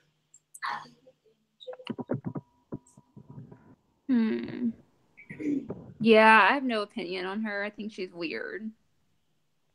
Yeah, could you guys see the A&M chick getting with Tyler, the guy with the curly hair that looks like Frank, old school Yes. Frank? Yes. That's what a showman. Suck someone's dick this season. I don't know who. She is gonna suck someone. Hi, Tati. Haley said she's single. She is single. You know what it is, Dylan? It'll be whoever wins HOH first. Yeah, it will. Oh. Well, unless Casey, do you think she'll eat some clit for some safety? Whichever guy wins HOH first, I mean, is what I'm saying. No, I don't know. This girl, she's in college. She's experimenting. You never know. From A&M, we don't fucking know anymore with all these people. Like, hey, Corey. Hey. Nothing but will fucking surprise me. I bet you someone eats out Casey for safety. Guarantee you. I wouldn't be surprised if Angie Rockstar Lantry eats out Casey for safety. Jesus. Like, I would be here for it. I was thinking about that happening in the HOH room, and I saw on the tour today that the HOH can control every room now and actually like talk over the speaker to people in the room. And what I want to happen is I want to see somebody get HOH-itis so bad that they're like fucking barking orders to people downstairs.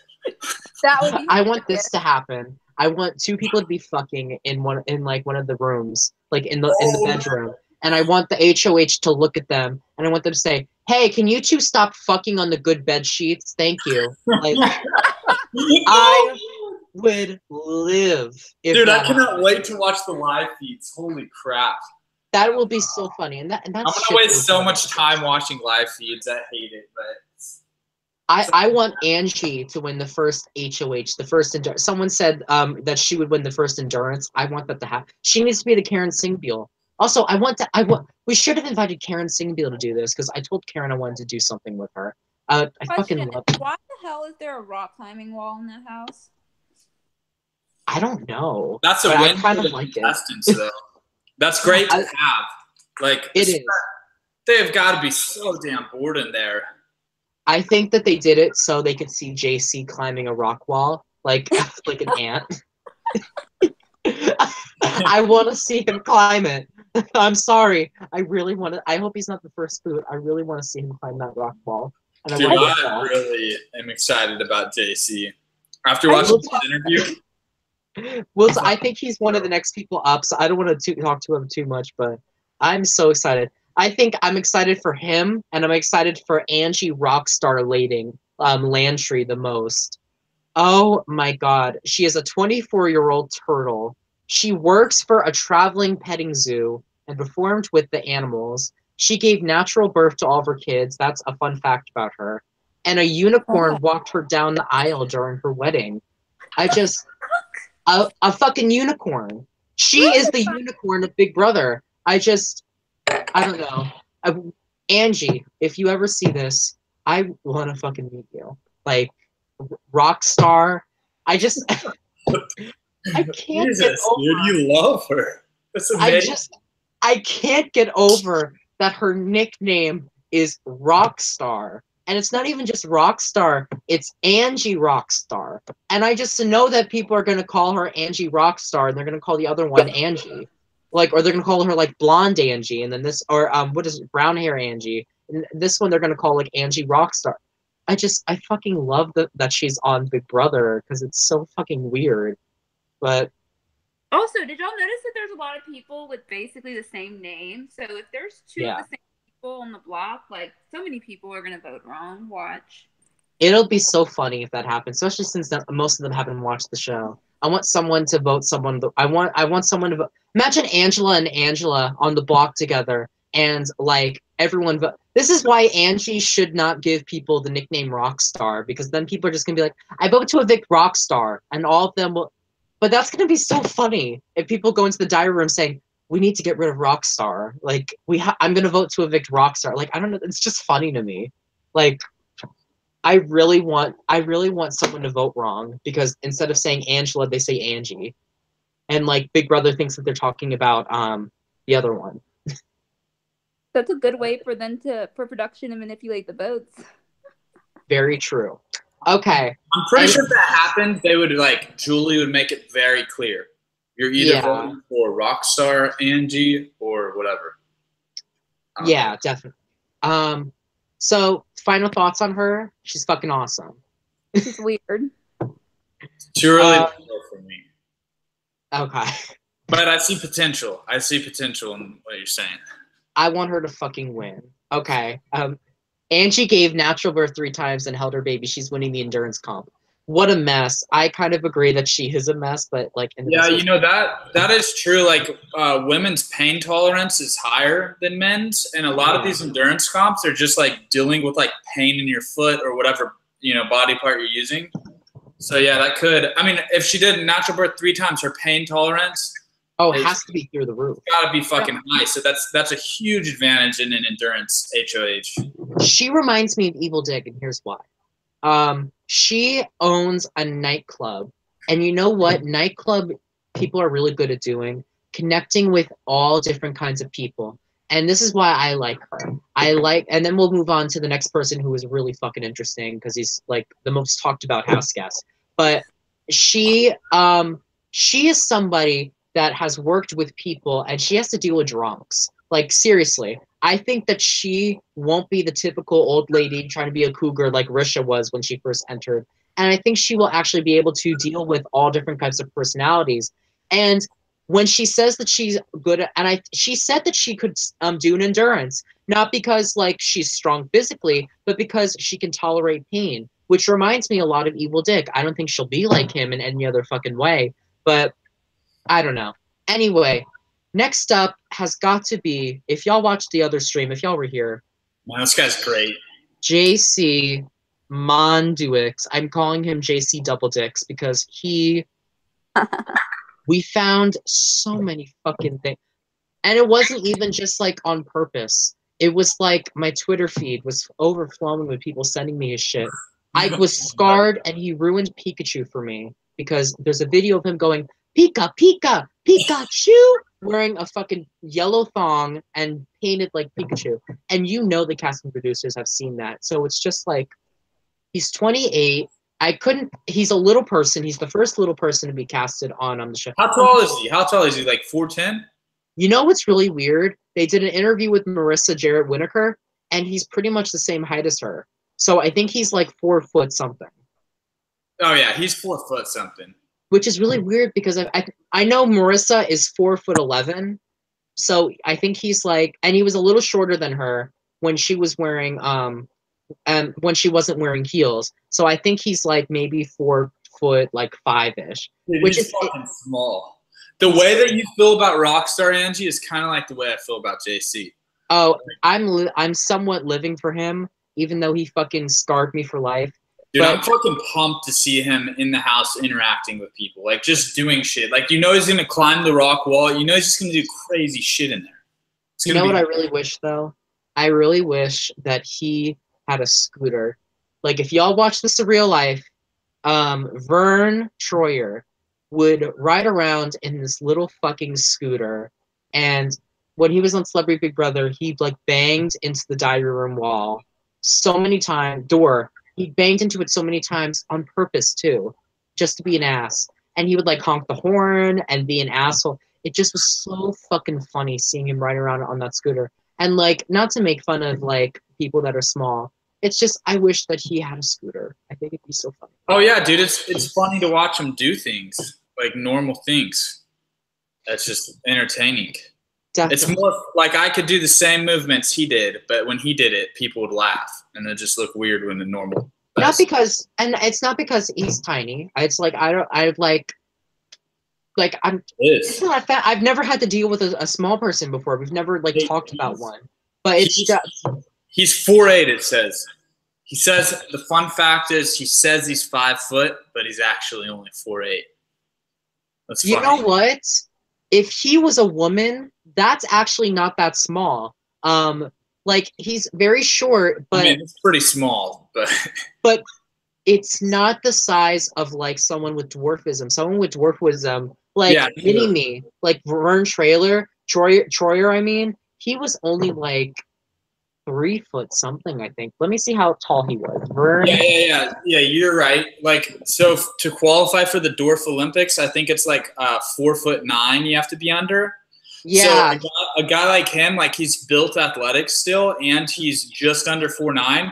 He'd be like a fucking giant out there and playing basketball with people that he's probably like 10 inches or 12 inches taller than. Vern Troyer is 2'8". Like. To put it into example, Peter Dinklage, who, from Game of Thrones, he is 4'5". Like, he's 4'5". So JC is taller than him. Seth Green is only 5'4". Very interestingly enough, JC would probably be up to like my right boob, if he was up to me. Like that's where he would be. So.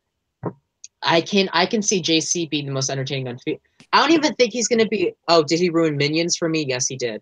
I don't even think that he's going to be like funny just because he is very short. He's gonna be really funny because look at the shit he's already done. He's 28 and looks like he's 12. But look at the shit he's already done. We found out so much shit about him 5 minutes after just seeing his face and a name. Like, this guy is best friends with Jose. Oh, God. Is he really? Yes. Let me give you the full description of JC. He is a go-go dancing, Trump-supporting, homosexual, midget, porn star, cosplayer from fucking West Hollywood. Does this dude have a Twitter? Yes, but I think it's private. What a shame. You know, isn't that fucking crazy that his Twitter is private? When he's got a video of him fucking a minion stuffed animal, but he says, "You know what? I'm gonna keep my Twitter private." Exactly. They can see the minion video, but I don't want to see them I don't want them to read my tweets. Someone said if he's 5'0", I'm 7'1". But gay but likes Trump. Yes, he's gay, but he likes Trump. But the thing but you see, this is why I think he has his thing private. I think he's private because there's a lot of porn accounts out there and on Twitter, which is fucking crazy to me. And I know this because Demonica got into a fight with a porn star, and I had to defend her in the fight, and I had to have fucking. Above every time I would comment a thing, I'd have to see on the sidebar fucking nudes, which is disgusting. But these people have porn all over their accounts, and I think his account was a porn account as well. Yeah. So imagine the shit that we would find if his account was not private. Imagine the shit that we're not seeing. The shit that's hidden behind a paywall, the shit that's hidden behind a private wall. Like, I think it only gets worse. I think next up is a midget blowing him. Like, for real. Yeah, probably. I don't doubt it. I guess I don't want to see that stuff. So. I just wanted to see what his like opinions were, like his thought process. I guess. Codeman's. Oh, continue. He intrigues me though. He intrigues me too. Codeman says, "What's wrong with gays for Trump?" There's a ton of them. Well, hun, it's not that. I mean, it's interesting because there's not a lot of gay people that do support him. That's what we mean. I mean, it's fucking weird because it's like it's not.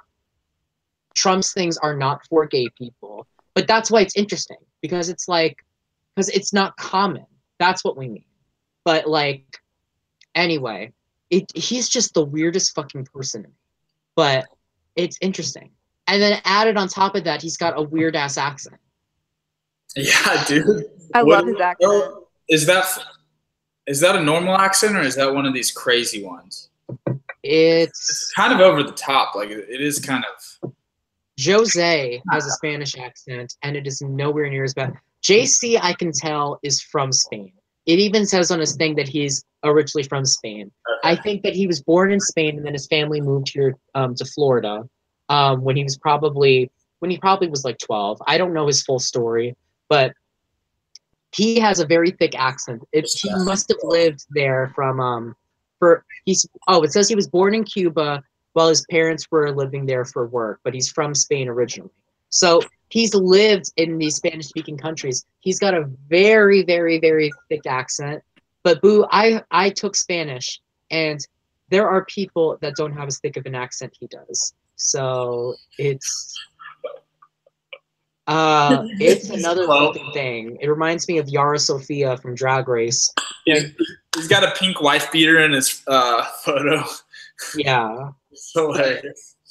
Yara Sofia had a Spanish accent, and there was another Spanish girl on the show, and she even said, Yara speaks English and Spanish, and I speak English and Spanish, but sometimes I don't even know what she's saying when she talks, like whether it's in English or in Spanish, because we couldn't understand her all the time. But another girl that had a Spanish accent couldn't understand what she was saying either. And I feel like that's JC. JC just has an accent that's like it's like the Brooklyn version of a Spanish accent, probably. But I don't know. This guy, he ruined Pikachu. He ruined Minions. Ooh, hey, Ethan, you're here just in time. We're talking about the midget Minion guy. But my favorite thing is gotta be. Guys. Oh, you'll be right back? Okay. She's gone. No, we've only talked about 10 people. But I heard that all of the BB alumni, who's text? Oh, okay. All of them yelled to him, "Minion, Minion, Minion," and I just want to see what his face is when people yell "Minion," because there's a few reasons. One, they could be referring to his size, and two, he might know what the fuck they're talking about.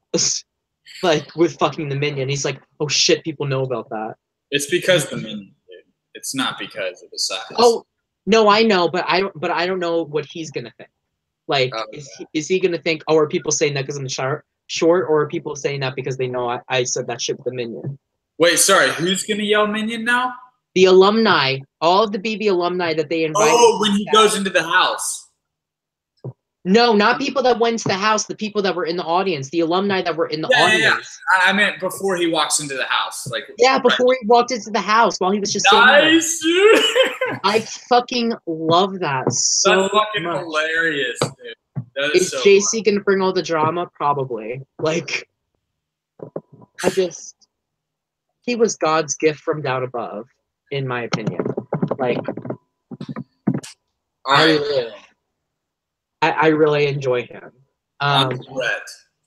Raven's on BRB, but we're gonna move on to the next house guest, which I fucking lost because I accidentally exited out. It's Brett, who is the cybersecurity engineer from Boston. From Charlestown, Massachusetts. I really like this guy a lot.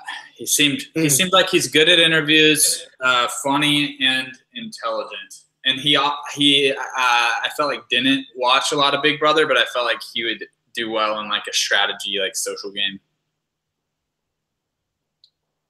Oh, now I know who he is. He's got oh, that's Raven. Okay. He's from Oakdale. What is that? From Boston area. Could just say. Oh, Boston. and now he lives in Charleston, Massachusetts, and he's a cybersecurity. Oh, he's another person that liked Derek and wanted him to. I don't know how to think about it. So I'm telling you, I don't think he's watched very much Big Brother. So I don't put a ton of weight into his favorite character type thing. I think he's one of the people that will be a better Big Brother character because he hasn't watched the show. He's someone who's like a natural talent where you can just throw him in and they'll be an entertaining person. They'll be natural on camera in the diary rooms. They are quick with like witty, like funny shit. Although the diary rooms in the past few seasons have been strictly fucking scripted one-liners, in his interview, I thought he was really good at like naturally interviewing and being funny. But this is why. Here's why I'm conflicted with him. I liked him more in his CBS interview than I did in his Ica interview. Okay, I've only seen the CBS. You what? I've only seen CBS. I'm going to watch the Ica interviews and Hollywood Reporter after this for sure, though. He was really he called himself a trophy in his Ica interview. See, that makes me like him more. You got to understand. That's the type of stuff that I like. I know. He's your kind of person. Yeah, I think so. He's not my kind of person. Yeah, I figured. But that's okay. He just like, oh my God. I don't know what to think about him. But it's just that Ica interview just made me like, it made me not like him. Like, I feel like he's one of those people that will be good when talking with men, but I don't think he's going to be good when talking with women. Do you know what I mean? Yeah, we'll see. You know, I'm rooting for him to get into a showmance with Rachel. Oh, I think he will. I think he's going to get into a showmance with that 21-year-old. That's what I think. I'm hoping to get into one with Rachel because I like both of them. Hopefully he doesn't go down that route with the 21-year-olds. Hopefully we can send like the other dude. Or the fitness model. What's her name? Angie? The fitness. I really think that he's going to. Angie. The pole vaulter. Yeah, I think that might be. That's probably a compatible pair right there. It's kind of crazy how like we can so clearly see these show. Like for me, I feel like that showmance is almost all but guaranteed. And then like I just feel like you see these people and you just know damn well they'll be in a showmance by the fucking second episode. You know, by the time the feeds come on. I think that Brett will probably have an easy time getting along with someone like Faisal and getting along with someone like who was the other person? I think he'll be able to get along with whoever he gets into a showmance with. I think he will probably clash with like maybe Chris, maybe like I don't know. But I don't know what he's going to do. I think he's a very confident person, and someone brought this up in the chat. They said that the Ross interviews didn't really bring out people's real personalities, and people were a lot more open when they were talking with Ica. And I think it's because it was their first interview when they talked with Ross. Swaggy. I meant Swaggy C, not Chris. I think that Brett and Swaggy C might clash because they're both on very different sides of the field. I would not be surprised if that ended up happening. They're both super confident, and I could see them both being confrontational too. Exactly. That's what I think might happen. They're two of my favorite people, though. Those were my top two favorite, I would say. Just as a fan. We're gonna talk about Swaggy C. Yeah, because I'm not saying like my favorite to win or anything. I'm saying like I'm rooting for them. Like I'm a fan of theirs going in. So I agree with you. What was I gonna say about it though? I don't know what I was gonna say. Swaggy C is a good one to talk about though. I know I know we're saving him for the end, but yeah, I like Brett a lot. I see it. I hope he stays. He's one of the ones I hope he stays in it long. Doesn't go home early. when Raven comes back, we'll get quick thoughts from her on Brett. I think that's the only person we did without her, right? Yeah. Okay. Talk about TNT forever. Next up is Angela. She's 26. She's the fitness model from California. Stan Twitter will probably really like her. I don't know. I don't really have an opinion on her. So back to I'll refer to her interview in the diary room with CBS, but back to that, talking about how they didn't open up. I think they may have been like just nervous to be like that might have been like the big flashy interview, and maybe they were more nervous. Some of them were for sure nervous in that. The 21-year-old who I need to figure out her name, but the 21-year-old seemed nervous as hell in that interview, dude. I think that's the reason too. I think that it was they're probably nervous. Firstly, they were not being interviewed by Jeff. They were being interviewed by Ross Matthews. And arguably, Ross Matthews is a really big celebrity. He was on Saturday Night Live. He's on Drag Race. He's someone that's recognizable to these people, even if they don't watch Big Brother. So it's like being interviewed by a celebrity. I don't think that a lot of them were expecting it. There might be some people that probably don't know who he is, but a few of them probably were like, oh, fuck, I'm being interviewed by Ross Matthews. And they probably like, oh shit, and they probably weren't expecting it. And like you said, they probably were nervous. A story leaked about Brett being a douchebag and sending nudes to random girls and asking. Oh, dude, yeah, we got to talk about that. Here's what's crazy. Listen to this, dude. Like every single guy has Bumble and they have Tinder, right? They have those fucking apps, right? It's 2018. Every single guy that's 18 to 25 has those. And then they're acting like it's some crazy thing he was sending nudes to girls. Like, yeah, he probably sent dick pics out to all his fucking matches, and probably, 25% of them sent pictures back. Like, that's what fucking people do. Very true. I agree with you on that. That's what people do. It would honestly be weird if he was single and not doing that. That would be concerning. So he has a Tinder and he has all this shit. If he was sending nudes through Tinder, like, I need to know the full fucking story. Sean, what is the whole tea? Cody, what's the whole tea? I retweeted it. I can read it to you, but it seemed what it was somebody didn't like him, so they kind of made a stretch into like, oh, this guy's a douche. But it's like, guys, guess what? Every single male, not everyone, but everyone that's good looking has a Tinder and a Bumble and sends chicks nudes, and in return, the chicks send them back. That's how it fucking goes. That's life. Welcome to 2018. We have fucking smartphones and the ability to do that. I agree with you.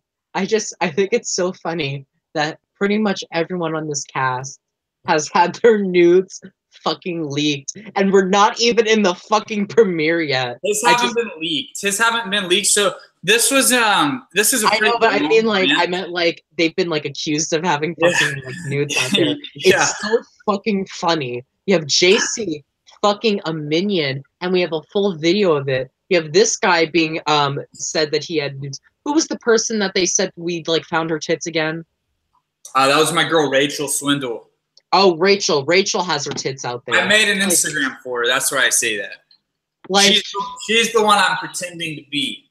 Oh, I like Rachel. And I didn't know anything about her when I made it. I picked one of the chicks that didn't have a real Instagram because I looked at like the 21-year-old actually already has 10,000 followers. So I was like, I couldn't make mine look real because they'd find her real one. So that's how I picked that out. But it's crazy though. But we're gonna have to find out the whole story about this Brett thingy. It's just someone wrote on Reddit. Somebody wrote on Reddit. They said, "Hey, I have tea on Brett," and they typed out 2 full long ass paragraphs. They said, "I had a friend who matched him on Bumble, and my friend didn't think he was good looking, and I thought he was cute, so I followed him on Instagram. And then he sent my friend nudes, probably on Snapchat." I've never had Bumble because we need the receipts. Look, I don't believe shit on Reddit until I get receipts. So if she really if it's real, dude, it's not a big deal. If he's sending nudes out, that's not a fucking big deal. And she said that it was multiple people. So, hon, just because he's sending nudes to like your sis, Fucking a minion is a big deal. That's weird. That's oh my god. Doing porn is a big deal. That was gonna make me throw up. Sending nudes on Snapchat with all the girls that you've matched on Tinder when you're single, that's not a huge deal. Like if he had a wife, then we would be like. Oh yeah, of course. I never did it actually, because I'm like you, where I'm fucking paranoid. You send that out, it's always out there. Like I bet you pictures of him leak now because he went on Big Brother and did that, because some of those chicks have those saved. That's why I would never do it. But I'm pretty sure like all my friends do it for sure. Yeah. Like if we're in a whole different time, back then sending nudes was like a big deal. Now it's like people hand them out like they're fucking candy on Halloween. Like they send them out get a nude. It's like on Snapchat. It's like Oprah. You get a nude. Every circle. You all get nudes. Like you send 50 out and you hope for 3 in return. Exactly. I'm not in that game because I don't fuck with nobody when it comes to sex or any shit like that. But so I can't give my real opinion on it. But like what you're saying, I believe is accurate. That's the type of guy you want in the house. In that like douchey, good-looking, confident, full of himself type character. That's the type of dude you want. Oh, even Ethan in the chat says that he has sent nudes. Like, yeah, it's shout not out a huge to Ethan. Like, shout out to you because you sent nudes. I love that. Doesn't make you a bad person. It doesn't make you a bad person. But anyway, if you do porn, I might think less of you. But it's still a personal choice. So it's your choice. I want to do it, but it's not like he's posting shit on Pornhub. And then here you go, Dylan. And also at the end of this Reddit rant, they also throw in that he's a Trump supporter. And then you have the whole army of fucking Big Brother fans that are like, oh, I found out that it's a Trump supporter. I fucking hate them. And I dude, I think about this and I'm like, dude, like, I know politics are really like fucking, they tap into people's emotions like big time. But I just cannot understand how people would live their life so invested in it that they're watching a reality TV show, Big Brother, and they're like, okay, I'm going to figure out what everybody's political affiliation is, and I'm going to root for people based off of that. Look, it's like, holy shit, dude. I will say this. I may not agree with everything Trump has to say, but if you are a Trump supporter, as long as you're not being fucking racist, look, it doesn't come with the whole package just because he says stupid shit. Like, just because you're a Trump supporter doesn't mean you're racist. It just might mean that you fucking support the shit that he does.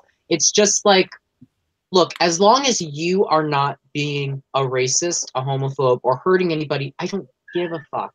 Like, my opinion is I don't like him, and I respect other people's opinions, and I think that's how these Big Brother people were.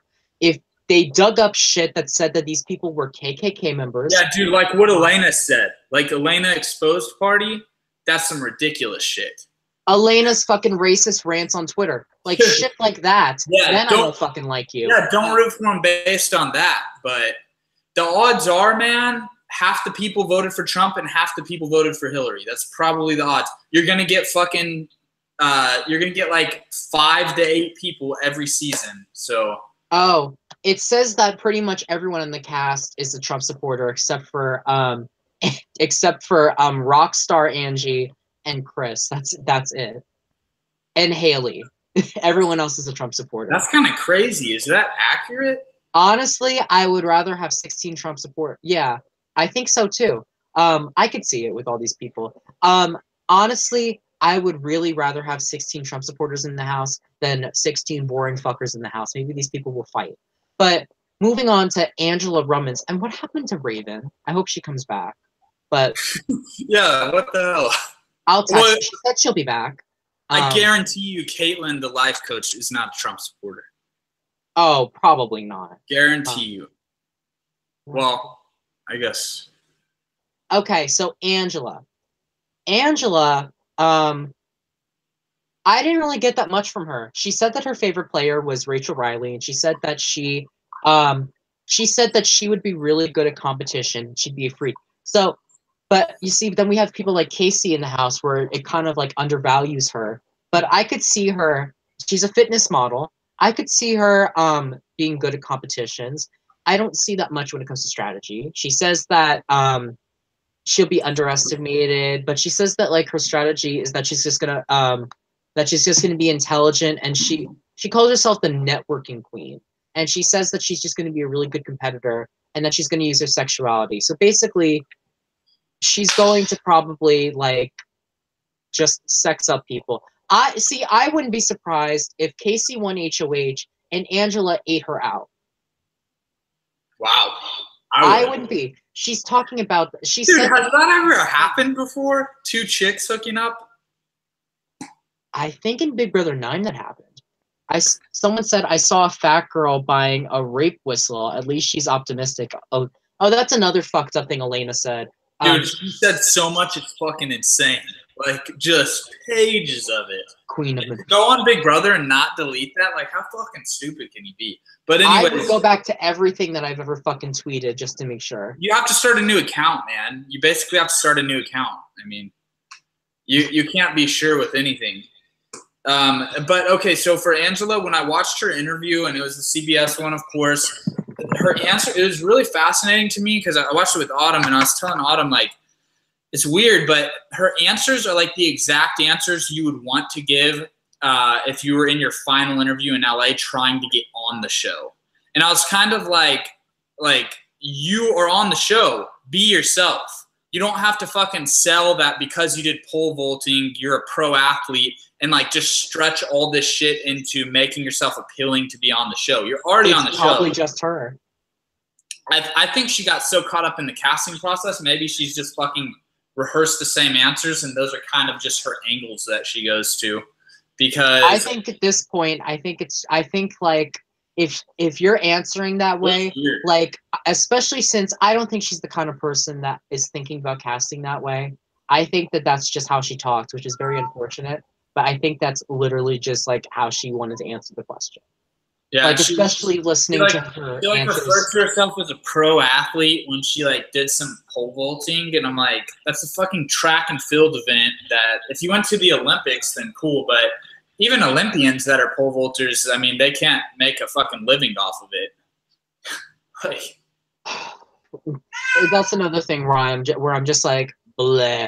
She's like, man's plans, God laughs. I'm not really that religious, but this saying so perfectly describes my life. That's her motto. What? Yeah. I'm not really that religious, but saying this is so perfect describes my life. So that whole fucking thing is her motto. Like, fun facts, I give 10% of my income to charity. She gives charity. I tried out for, hold on. She says that she tried out for her high school football team. Oh, see, that's another reason why her and Caitlyn, not Caitlyn, Casey. That's why she's going to eat Casey out, because she tried out. She could be like, oh, I tried out for football. You play football? Okay, cool. Like, I wouldn't be surprised. Now, she's a beast. She's like how Christmas was, really. Before she broke her foot, of course. But, yeah, she's a beast. She's a big, athletic, strong chick. Which I don't know that necessarily helps you, because honestly, like people like act like, oh, you're a fucking beast, like physically, like Clay Honeycutt, like huge football player. It doesn't translate over into these challenges whatsoever. But exactly, they'll probably think it is, and it'll make her a target when really shouldn't be. But yeah, she'd be great for like the challenge.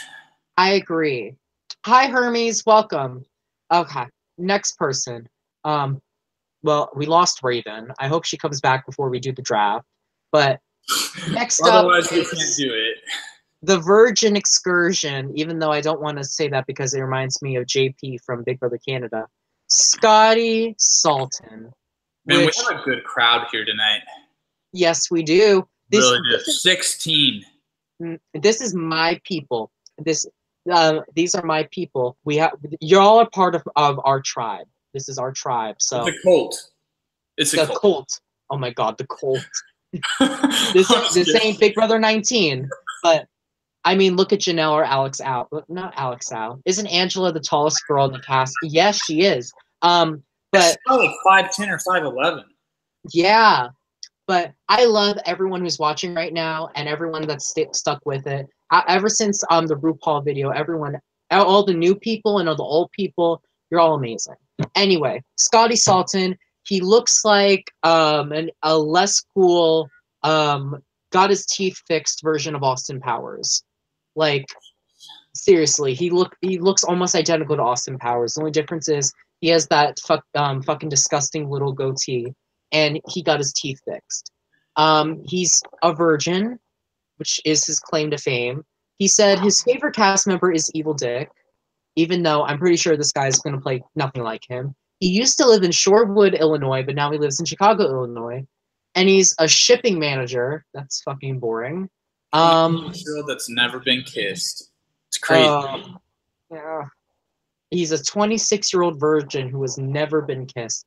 Okay. Like, what? But you see, why would you want to tell fucking people? Oh, it's probably because he wanted to be known as that. Like, but like, why would you want to be known as that? Like, I feel like I wouldn't want to be known as a virgin that's ever been kissed when I'm 26 and I look like how Scott looks. He says that he got catcalled when he walked out of 50 Shades of Grey. Okay, see, the fact that is a really influential moment in his life where he actually remembered it, because 50 Shades of Grey came out a few years ago, and the fact that that's such a big part of his life is really tragic. He got grounded when his brother threw up on him. What? Okay, that's a fun fact about you? Like, and he got into an argument with a customer at AMC. So half of his stuff is about working at a fucking movie theater, and the other half are about childish shit. Ooh, this guy. I could really see this guy pissing me off and ruining this season for me. He wishes that he brought a disc golf and basket discs, which is the shittiest, and I've worked at a summer camp, the shittiest camp game ever. He wishes was in the Big Brother house. Ooh, a lot of people got shit to say about Scotty. They said that Scotty said that his favorite person is. Oh, that's right. This is the fucker that said that he only said Evil Dick was his favorite person because he thought it would make everyone like him more. His real favorite person was Chicken George. Oh wow, it's pretty crazy. I like Chicken George because Chicken George. How could he be your favorite? Do you really think he's people's favorite character? Fucking Chicken George. Look, I get that he. You know what? He probably said Chicken George because he wants to sound like he's seen all the seasons, which is great. It's really great if you want to, if you know all the seasons. I like that. But boo, Chicken fucking George. I liked Chicken George because he gave up. He said when he was on the block, he gave. This is why I like Jen Johnson too, because she gave up half of her fucking winnings. Like if she made it to the end, she would have only gotten $250,000 for winning the season, just to win a veto. He shaved his head. He made himself a fucking blueberry. He had people write on him. He did all this shit, and then in the end of it, he took 60 fucking days on slop, and he's a big guy. That's fucking crazy. He lost so much fucking weight because he was always on slop, and Kaysar couldn't fucking do that, and Kaysar has to fast for being a Muslim, and Kaysar only said 15. Chicken George won more competitions than most of the guys in the house, which is saying something. But Chicken George is your favorite? Boo, get the fuck out. So here's what I'm thinking for Scotty. I kind of, like, when I first saw him, I was expecting him to be like a super intelligent nerd type that kind of, I guess, knew a lot about the game and how he fit into it. But what I got from his interviews is he doesn't have a lot going on upstairs. And what I'm seeing happening is I think the other cast members will see him as the nerd type and think, oh, this is the Steve or the Ian or the super fan nerd. And when he seems like an idiot to them because he actually is an idiot, they'll think, wow, he's a really good actor. He's covering up his intelligence around us. But meanwhile, he's just a really big fucking idiot. Yeah, but really he's just being himself, which is an idiot. But he's going to look like, okay, this guy's a fucking genius. What's he really do? He doesn't work at a movie. Like, he's going to tell people, yeah, I work at a movie theater. They're going to say, no, you're the smart one. And then he's going to say a bunch of dumb shit naturally. And they're going to say, wow, this guy's good. Like, we need to watch out for him. That's what I think.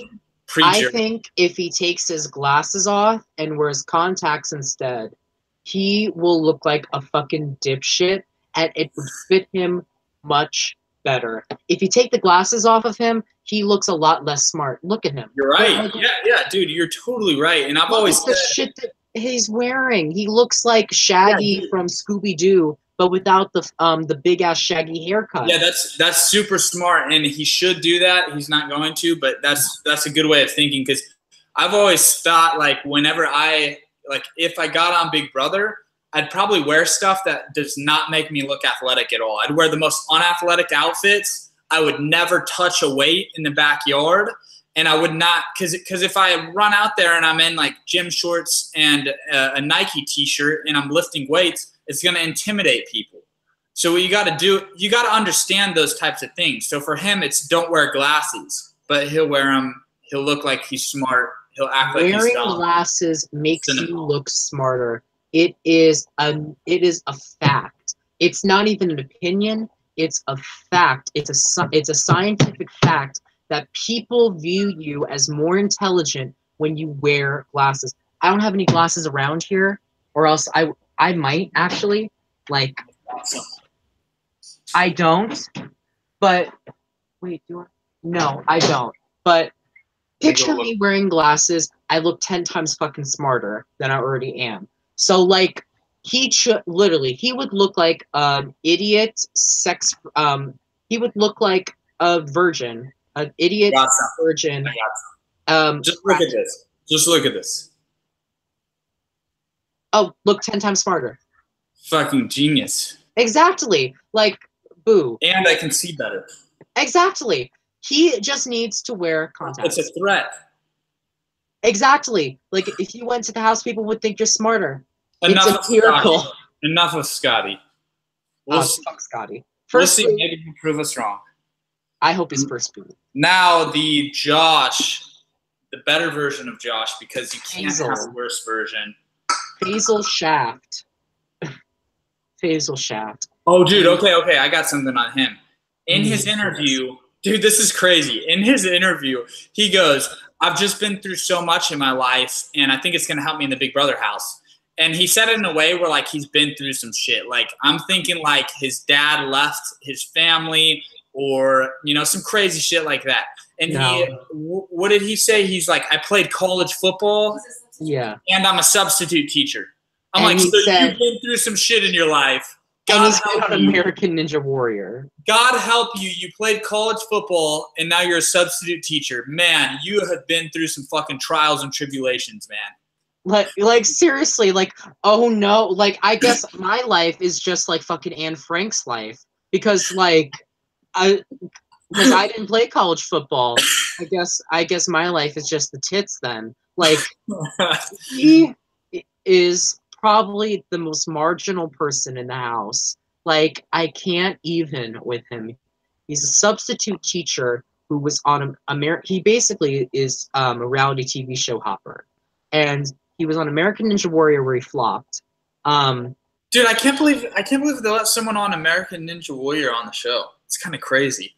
Because dude, they are crazy when they find out. When they found out I was on MTV for TKO, man, they ghosted me so fast, and I could tell it in the guy's voice. He was just like he was. That is why I am glad I did not do TKO. So to the person that I said I wanted to do it, and then you didn't put me on it, thank you. And I'm really glad I didn't do it, because it probably would have ruined it for Big Brother, man. It's not worth it. I want to go on Survivor, bitch. I don't want to go on Big Brother. Like, and I have to wait for Big Brother too. I would rather go on Survivor. But I love Big Brother. But I would rather. Man, I love Big Brother. But yeah, Survivor would be. This fucko texting me. Go eat a dick. Oh, exactly. What an ass. Anyway, Faisal. Faisal said his favorite player was Victor, because he came back multiple times. Okay, shit, over That's it. a really bad answer. That's a really bad answer, dude. Shit, over it. What the fuck? Okay, this is another thing. He said, why would you see some of this shit? Like, why are you telling me this? He wet the bed until the age of 10, which helped him be good at laundry skills at an early age. Hun, you should not be fucking wetting the bed at 10. I'm sorry if there are any 10-year-olds watching this that wet the bed still. But boo, the only reason why you should be wetting the bed is if you are paralyzed in your bed and you can't get up and you're forced to fucking pee. Or you are getting stabbed or something like that and someone scares the shit out of you and you piss yourself in the bed. You should not be pissing in your fucking bed at the age of 10 years old, hon. Yeah, that's remarkable, but even more ridiculous is that he admitted that in a setting in which tens of thousands of people are going to now know that he pissed the sheets until he was 10. Like, exactly. It's almost worse that he admitted it and he put it on broadcast for everyone than that it even happened, which it's bad that it happened, but it's even worse that he chose that as his fun fact. Fun fact, when someone asks you a fun fact about yourself and you're on a TV show, it's kind of a chance to put on display your sense of humor. Like, exactly. Say something that's just fucking hilarious, like, oh, what a jokester. Not something that is embarrassing as hell. What the, like, my first fucking answer, and it's his first answer. My first answer would not be, oh, I pissed the bed until 10. What? Also, the people in the chat room said, he probs has a big dick. No, stop it. I don't even want to think about that. Go on BB Kinging. No, I can't yet even. Tati said he's boring, but he can still rearrange my guts. That is fucking disgusting, but you go for it if you need that. Jesus. And Carlos reminded us that his mugshot is a mess. This is the guy that had a fucking mugshot for being arrested. What was he arrested for again? Basil Shaft arrested. Let's see what he was arrested for, because I don't remember. I believe that's not a huge deal to me either. It just says that he's maybe a risk taker and he does things in life that the average person wouldn't. Like, I haven't been arrested. I haven't sent chicks nudes that I met on Tinder. But I don't look down on him for being arrested. As long as it's not something fucking crazy, of course. Someone said he got arrested for peeing in public. He got arrested for what? For peeing in public. Yeah, see, that's perfectly okay. Someone said thanks sweaty to me. I think they meant thanks sweetie, but you said to me thanks sweaty. But sweetie has 2 E's, but I still appreciate that, LHS. Dylan, what do you think of Swaggy C? He needs to have a lot of a charisma. Oh, hi, Andre. We're going in order of the CBS thing, but trust me, we're gonna get to fucking Swaggy C. Trust me. Oh wow, dude, he played football in Chattanooga. That's crazy, man. I don't know. That's where Terrell Owens went to school. Oh, it is. Challenge. I don't know. I don't. It's a random school. It's not a big school. It's not a big school, but I went. I lived in the dorms in Chattanooga for a summer at that university, so it's just kind of crazy to see that. Yeah, he's probably a big ass dude then. Oh, well, he is. Well, let's move on to Swaggy C. I want to save Rachel for the end. So Swaggy C. All right. Okay. The first thing I thought of when I heard, and I want to play the video, but I know I'm going to get copyrighted if I do. When I heard Chris Williams calls himself Swaggy C, I think of on Dance Moms when Abby Lee Miller came in walking like this. She came in like this. Mom's better have my money. Mom's better have my money. Okay, Swaggy Lee is in the house. Like, she tried being like whatchamacallit. Let me see if I can play the audio of it. I'll play the audio, but I won't play like the actual video. And hopefully YouTube doesn't fucking take this video down because I play a little bit of the audio. Swaggy Lee. But that's what it made me think of. Mom's better have my money. Mom's better have my money. What money?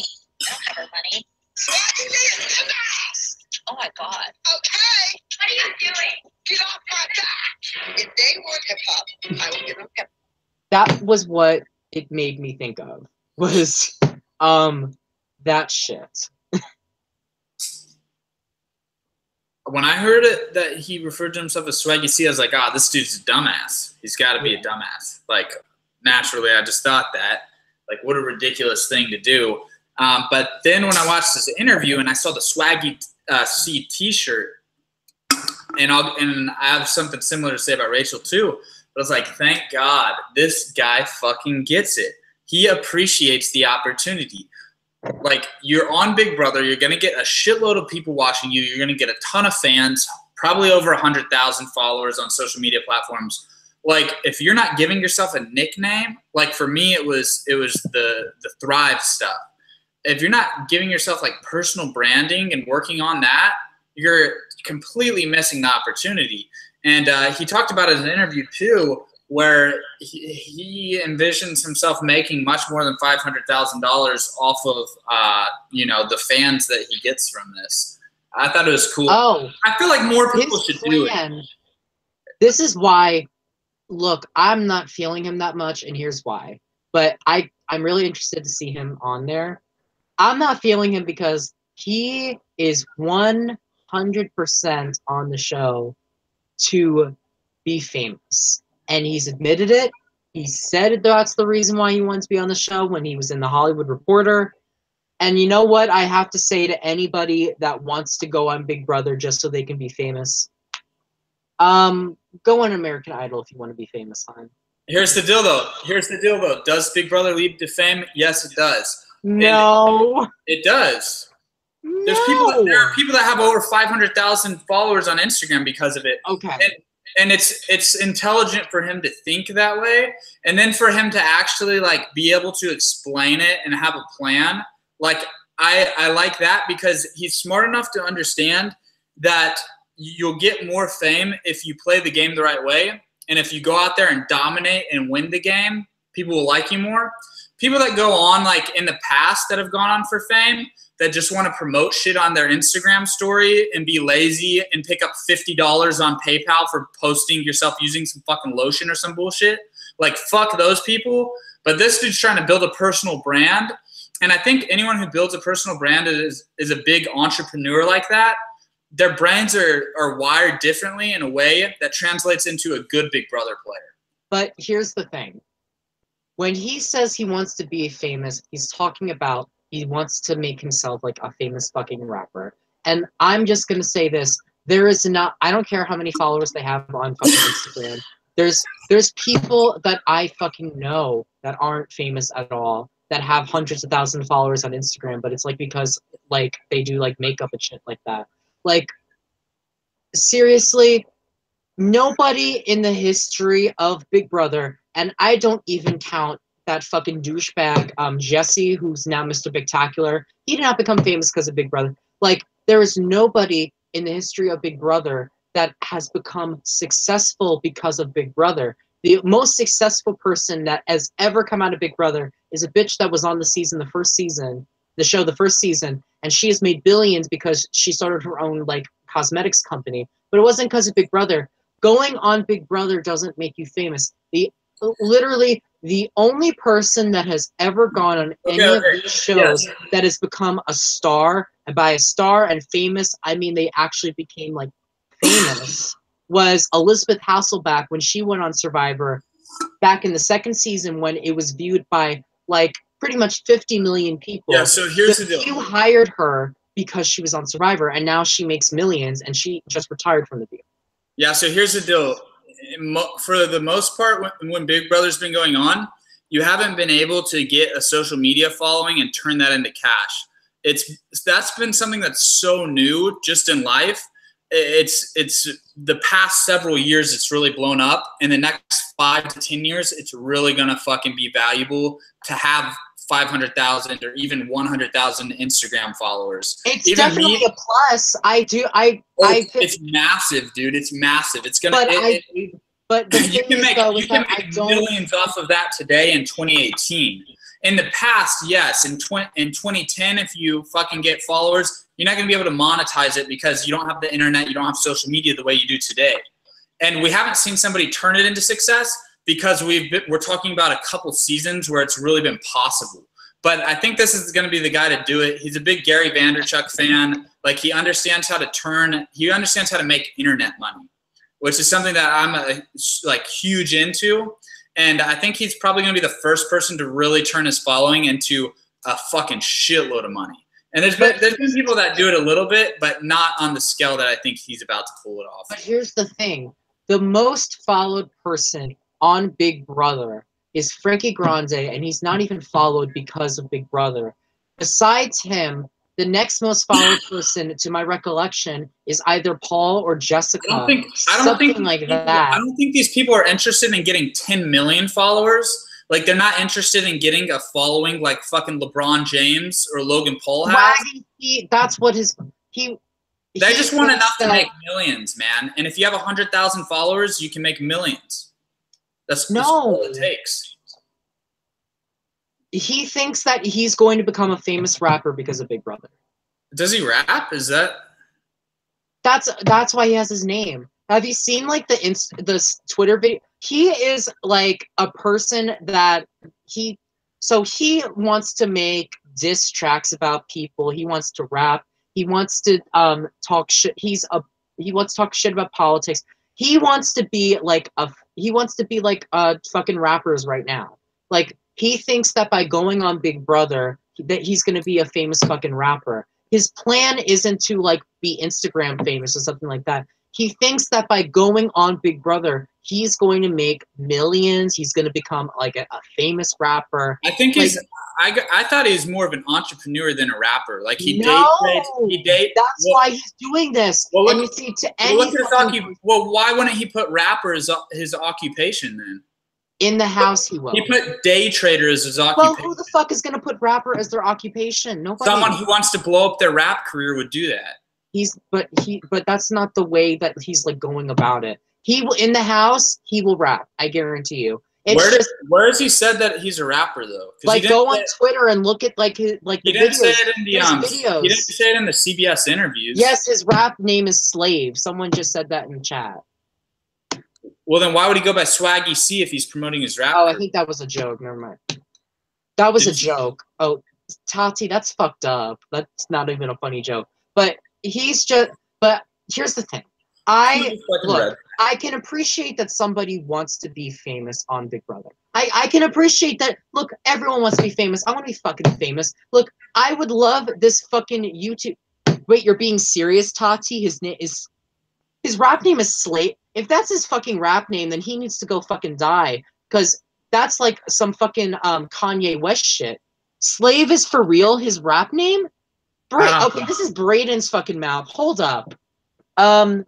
What's his full name again? His full name is Chris Williams. Chris Williams Rap Slave. It's such a fucking common name. I didn't know that was his fucking rap name. Are you serious? Y'all are fucking twisting my dick, right? What's his name? CBS nixed it. His Insta is Swaggy C TV. Look him up. I'm looking him up right now. So currently he has 2,000. Yes! You have to be fucking kidding me. His Twitter is Swaggy C TV, and his name on it is Swaggy C X Slave. Your legend, superstar, y'all know me as Slave. I call myself Swaggy, God first. What? He made a new Twitter just before going into the Big Brother house. Because he probably knew it was going to blow up. Because... Wow, it's tough to tell. I hate even more now. I can't even breathe. I can't even process all of this at the same time, Cody. I think... Dude, he seemed pretty intelligent in his interviews, but if this is his real Twitter, man, he just seems like such a fucking idiot. Look, I can so appreciate anyone that wants to be social media famous. Everyone fucking does it. Look, there's bitches that are still famous from making fidget spinner videos, and they just follow trends. But when you're going on Big Brother, and there's people that I know that want to get on these shows so fucking bad, and it's not because they want to be famous. and it's not because they want to be a fucking superstar, and they're being fucking realistic. And then look, Hamza, I love Hamza.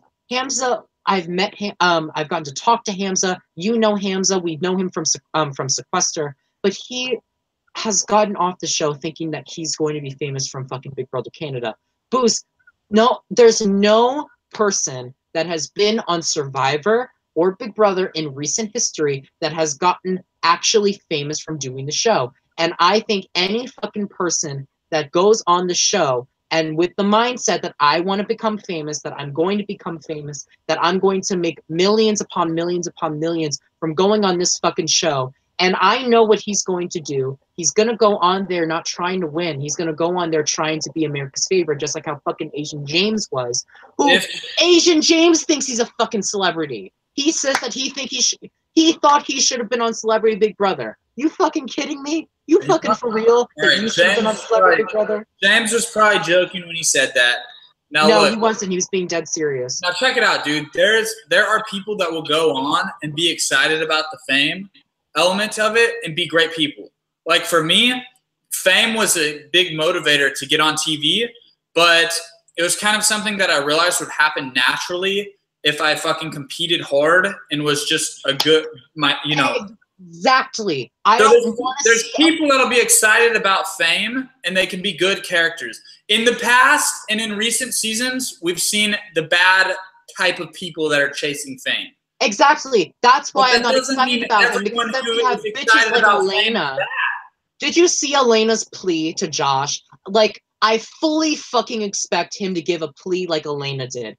Like, last season, when Elena was supposed to go home, if Jessica didn't pick a fight with Josh, Elena was going to go home. And her plea to Josh was, keep me here. I'm here because I'm trying to make a career out of Big Brother because I quit my radio job to come here and become a superstar. Keep me here so I can get a fucking job. Are you fucking for real? I can't. Fuck these people. That's ridiculous. And if he does that, then I'll disown him with you. But I'm telling you, he's an entrepreneur. He's an entrepreneur-minded person that wants followers so that he can turn those followers into dollars. Well, you know what? It's a little different. He's a fucking entrepreneur that I don't give a fuck. I just want a player. If he's a player, I'll like him. He could be an entrepreneur all fucking day. I still don't like the fact that he has been open, that his main reason about going on the show was for the fame. You went on the show to, maybe an aspect of fame was in there, but I know you're a fucking competitor, and you probably went on there for the fucking money, which is the reason why you should be going on the show. I'm fine with, look, everyone wants the fame. I'm fine if you want the fame. That's all good. But when he's saying, I'm going on this show to become famous, he can go fuck himself. But at least he can explain it. At the end of his interview, his CBS interview, it's what? Would you rather have 500,000 and be hated or lose and be loved? And almost all of those fucking bitches. Yeah, it's crazy how many people say loved. But at least he could explain it and say, dude, I can turn, if I have people who love me, I can turn it into a lot more than 500,000, which you easily fucking can. Think about this, dude. You have 100,000 followers. You build a how to get on Big Brother course and sell it for $100. You sell it to here's the thing. Sell it to 1% of your followers. That's 1,000 times 100. That's but I want to walk you down a little memory. That's $1 million right there, selling it to 1% of your followers. And you know 1% would buy that for $100 because you know everyone's trying to get on Big Brother that follows these people that go on the show. But I'm going to walk you down memory lane. That's $1 million right there. Let's go back to season 16, where the most popular player that went on, that afterwards went on social media, he was one of, if not the most popular player besides Donnie on the whole season, Zach Rance. Down the line, we have completely fucking forgot. Even Donnie, who was probably one of the most popular players in the history of the show. The thing is about when you go on these shows and when there's a new fucking cast every season, your fame runs out in literally less than a second. Already Jessica was was the most popular person from last season, to the point where people became obsessed with her, even though a majority of them couldn't fucking stand Cody. It's a year now, and sure, she's got a lot of followers. Sure, she does. Sure, she has a YouTube. Let's look at her YouTube views. Fucking a lot of coin. Most of her coin is coming from the fact that she won Amazing Race and she won. The difference is between the challenge and here is that your fame runs out so fucking quickly because it's different. There's shows like Drag Race where these girls go on to make successful careers, but that's because they're performers. There's shows like Project Runway where they go on the show and they become successful, even if they don't win, but it's because they continue in their industry. When you're on Big Brother, there's a difference because one season you could be the superstar. Everyone could fucking love you. You could be the most popular Big Brother player in the history of the universe. And who knows? Chris might be the most popular player this whole season. Everyone might fucking love him. And even if he loses, guess what? Next season, there's going to be another motherfucker that gets our attention that we fucking love. And no one's going to give a shit no matter what he's selling. Sure, he'll have some fans left over. I'm sure of it. He'll probably get at least 250,000. He'll probably have a bunch of followers that still love him even after the show is over. But the sad truth is, and you know what, you can already tell by going to Living Jody's page, where right after Big Brother was over, their videos had hundreds of thousands of views, but now their views barely even make it to, what is it, like 30,000, barely even. The fame so they uploaded one 4 weeks ago that has 73,000. They've got one month ago that has 34,000. They've got one month ago that has 82,000. So it fluctuates. These are big numbers, dude. Their older videos aren't. I'm on their page right now. Like they have the white tea thing where they have 6.8. They have 15. The engagement. Well, white tea was uploaded a day ago, man. 6.8 thousand in a day is pretty solid.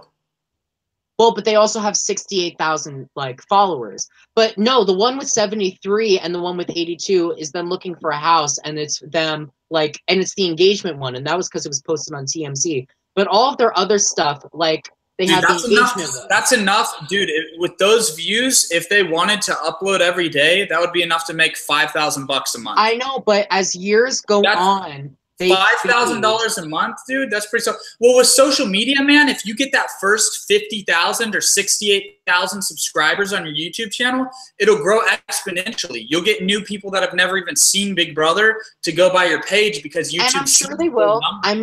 I'm sure they will. But what I'm saying is, just to wrap this all up, with Swaggy C, so we can get on to the last girl. Also, where the fuck is Raven?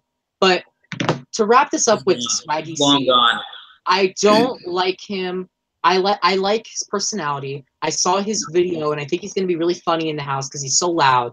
But I don't like the fact that he's going on solely for the fame, because I know that if he had the choice between winning the season and being the fan favorite, he probably would go for the fan favorite. And I've watched these shows for so many years, and I've had favorites every season, and they've always come and gone. And it's just the fact of the matter is that no matter how much of a fan favorite you are, there's always a new person on the block the next year that always overshadows you. And unless you're Janelle Pierzina famous, unless you're Dr. Will famous, unless you're and also reality TV is much different now. There's a resurgence because of social media, but back in the day, Dr. Will and Mike Bookie made a lot of money from reality TV, but that was because it was the height of reality TV. It's just there's no one that's going to make millions upon millions. Like, the only people that make millions off of YouTube are the people with millions of followers. Like, no, that's not true. That's not true at all. It's look up the 1,000 true fans theory. The 1,000 true fans theory. The 1,000 fans. It basically says if you have 1,000 true fans, so I could have an account with 1,000 followers, but if they're loyal followers, you can sell them enough to make $100,000 a year. But that's the thing. Sell. I'm talking about like watching their stuff. It's like, look. I don't think Swaggy's going to come out and just fucking rely on the YouTube ad revenue. I think he is going to sell shit to people. I don't think a lot of people are going to buy it, though. Well, even if he just gets 1%, if he has 200,000 followers, which is what people in the recent seasons have hit, if he sells it to 1%, that's 2,000 people that pay $20 for a shirt. 2,000 times 20, that's $40,000 right there on one T-shirt. Look, I agree to disagree. That's a lot, dude. But you also know more about this stuff than That's I do. 1%, though. What if he sells it to 10%? That's not unrealistic to think you could sell it to 1 in 10 of your followers. But that's a fucking house, like, off a T-shirt. But you see, like, I know people. Like, people, look. Do you think, hey, tell me this. Do you think if one of these Big Brother contestants that knew what the fuck they were doing, like how I do in the casting process, if they released a how to get on reality TV or how to get on Big Brother course, I don't think people would buy it because there's a lot of people that because there's a lot of people that upload videos on YouTube on how to do it. Like the Nolan sisters upload shit. Rachel Riley does it. They didn't know what the fuck they were doing. Those people didn't know what the fuck they were doing. Yeah, but I don't think they're gonna like fucking believe Swaggy. We'll see, but I mean, him being a Gary Vaynerchuk follower, he knows what he's doing with personal branding. And look up 1,000 True Fans. Dude, the amount of money you can make off a social media following in 2018 is fucking insane. Oh, Braden says that Rob Sesternito already squeezed out that space. He squeezed out what space? The space to, like, reality TV stuff, like how to get on reality TV. I don't think Rob taught anyone how to get on. He just does podcasts recapping the shows. I don't even think Swaggy C has. Rob's the perfect example because his Patreon group's like 3,000 people deep, but they're loyal as fuck to him. They're always giving him his money. But that's because he has that really big podcast, like, and his podcast has done shit like has interviewed like the Big Brother contestants. They've interviewed the Survivor contestants. Exactly. Like they always have these people on the show. I don't think Swaggy C is going to be the kind of person where people reach out to him and they do shit. And also, we also need to remember who watches Big Brother. I'm sorry, but there's not going to be a lot of support for Swaggy C after he's done with the show. I don't personally think. Most of the support that you also have to remember, it's a sad, fucked up fact, but the showmances are exponentially more famous after the show is over. And by famous, I don't even mean fucking famous. I mean that they're more memorable. Like, I think Swaggy C is someone that it's fucked up. We're even thinking about people they would bring back. I could see them bringing him back. But Asian James won 2 fucking whatchamacallits. He won fan favorite once, and he was in the top 3 the second time. He is like out of the picture for everybody. Everyone's already fucking forgotten about his ass. It's just I think that if he went on a show like if he was from New Housewives or something like that, it's just Big Brother has a huge following. It just doesn't have a following that would do shit like that. I don't think they would buy his how to get on reality TV stuff. I don't even think they would buy his fucking music. And we also need to remember, no one buys music anymore. People support all these artists. They don't buy shit from them. They download the shit offline. But anyway, we got way off a fucking topic, but that's how we feel about Swaggy C. I think he'll be interesting on the show. I just don't appreciate, and his eyebrows fucked up. But I just do not fucking appreciate his ass like being. I think you're gonna have to get used. You're gonna have to get used to people going on the show for followers because followers are worth I might have to get used to it, but doesn't mean I have to like it. There's going to be more and more because it's starting to become a common sense thing where more and more people are becoming educated on it that, oh shit, if I have 50,000 followers, I can turn that into $5, $10, $20,000. And that's why Big Brother is failing. It is. People don't understand that now, but they're going to catch on more and more. And as soon as one person from Big Brother makes millions off of their following, no one will. They will, yes, they will. It's 2018. People are making millions of dollars off far less followings than these Big Brother people get. I bet you. Somebody who knows what they're doing with internet marketing and personal branding gets on Big Brother and gets a 200,000 K following on Instagram and monetizes it to its full potential, has the podcast, has the YouTube channel, uploads consistently every day and really puts effort into it, builds their own products and promotes their own products instead of fucking doing it for $50, posting on their story for $50 so someone else can make $5,000. As soon as someone does that, everyone's gonna fucking follow in line behind them, and everyone's gonna be getting on the show to make money. Last thing I want to say on this is I will bet every dollar that I have that there will not be one motherfucker to come out of Big Brother, at least in my lifetime. Oh, for sure in your lifetime, dude. Like, In maybe social media would already need to get 10 times bigger than it already is, and Big Brother would have to get 10 times bigger than it already is. But there is not going to be one motherfucker, including Jody, including any of these bitches, that will make millions off of being from Big Brother. If they are going to make millions, it's going to be half off of like getting casted for like, if they become if Jessica becomes a regular on Bold and Beautiful and she starts making millions by being a fucking actress, or like that other bitch, who was it? Whatever her name is, the 4th place finisher from season 1 who made billions off of the cosmetics. I will bet everything I have that there's not going to be one person that comes famous off of Big Brother. All right. So Aaron from Big Brother 15 has a fucking huge following on YouTube, dude. And she's uploading 4 to 6. It's worth millions of dollars. It's not because she was on Big Brother. That certainly launched it. Yes, it did. Her being on Big Brother gave her first 50,000 followers, I guarantee you. No, it didn't, because she didn't have any, because she was a racist and she didn't start her YouTube channel until years after. Still get followers if you're racist. Look at fucking she got famous because she got a lot of followers because she like uploads stuff about fucking when she was like pregnant, like shit like that. And you can't deny that her first 50,000 followers came from being on Big Brother. How many does she have? So she has on YouTube, she has 229,000, and she uploads consistently once every 48 hours. But she's making over 5,000 a month off of that. Okay, so, but 5,000 a month is not the same thing as millions. But I'm saying 5,000 a month only off of her YouTube ad revenue. So if she gets a sponsor on her video, or she's promoting other products, or she has affiliate links in her videos, she's making another 5,000, another 10,000. If she has a Patreon group, if she has a podcast, if she's promoting shit on Instagram. But she's not going to do that. Streams of income that come from this, man.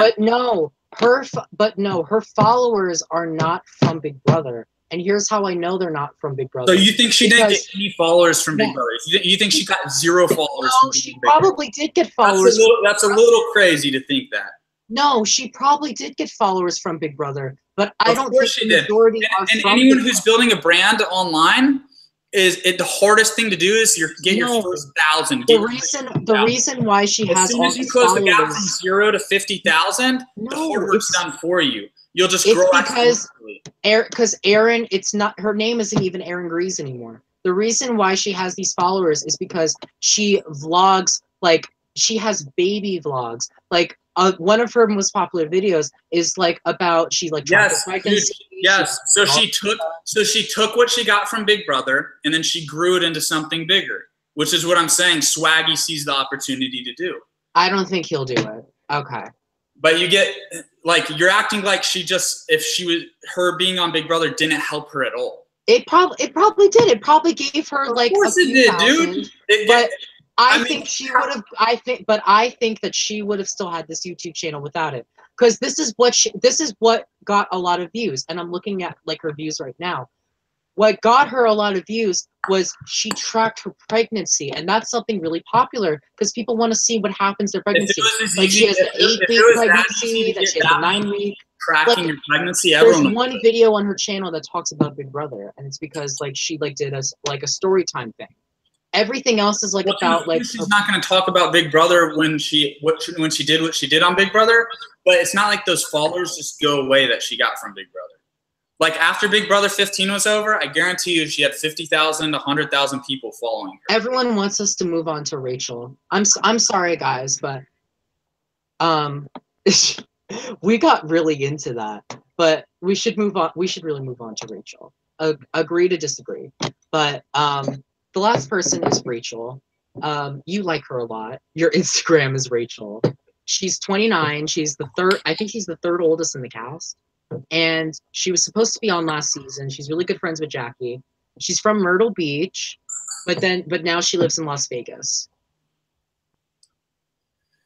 Yeah, so she's someone who's genuinely watched the show. Her being, I didn't know she's friends with Jackie. She's genuinely watched the show, like, as a real fan, like how we do, probably. She's been on the feeds, and the way she's running her social media is, like, on point. Like, she posted on her real Instagram, of course. She posted a video message to the fans, which I've always said, it's kind of like I've always said the combination between Swaggy and Rachel.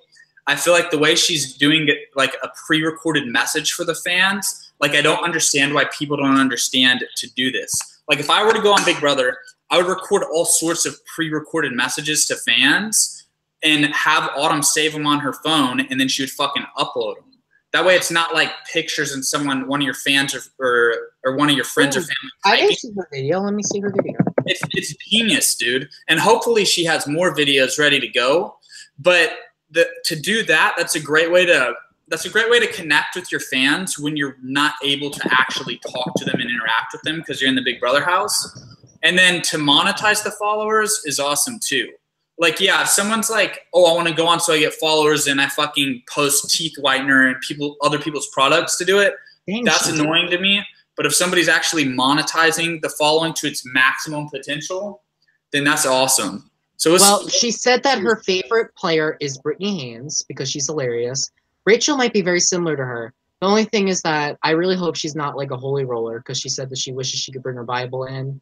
And like, no, dude, she's the one that has the fucking video naked online. Oh my God. Yeah. Well, she said she can do a killer monkey impersonation, and she says that her friends call her Rachel, and she uses her power over men to get huge tips on the job. Entertainer. I just love that her name is Entertainer. A skinny legend. Someone said Braden said that is Autumn gonna cameo.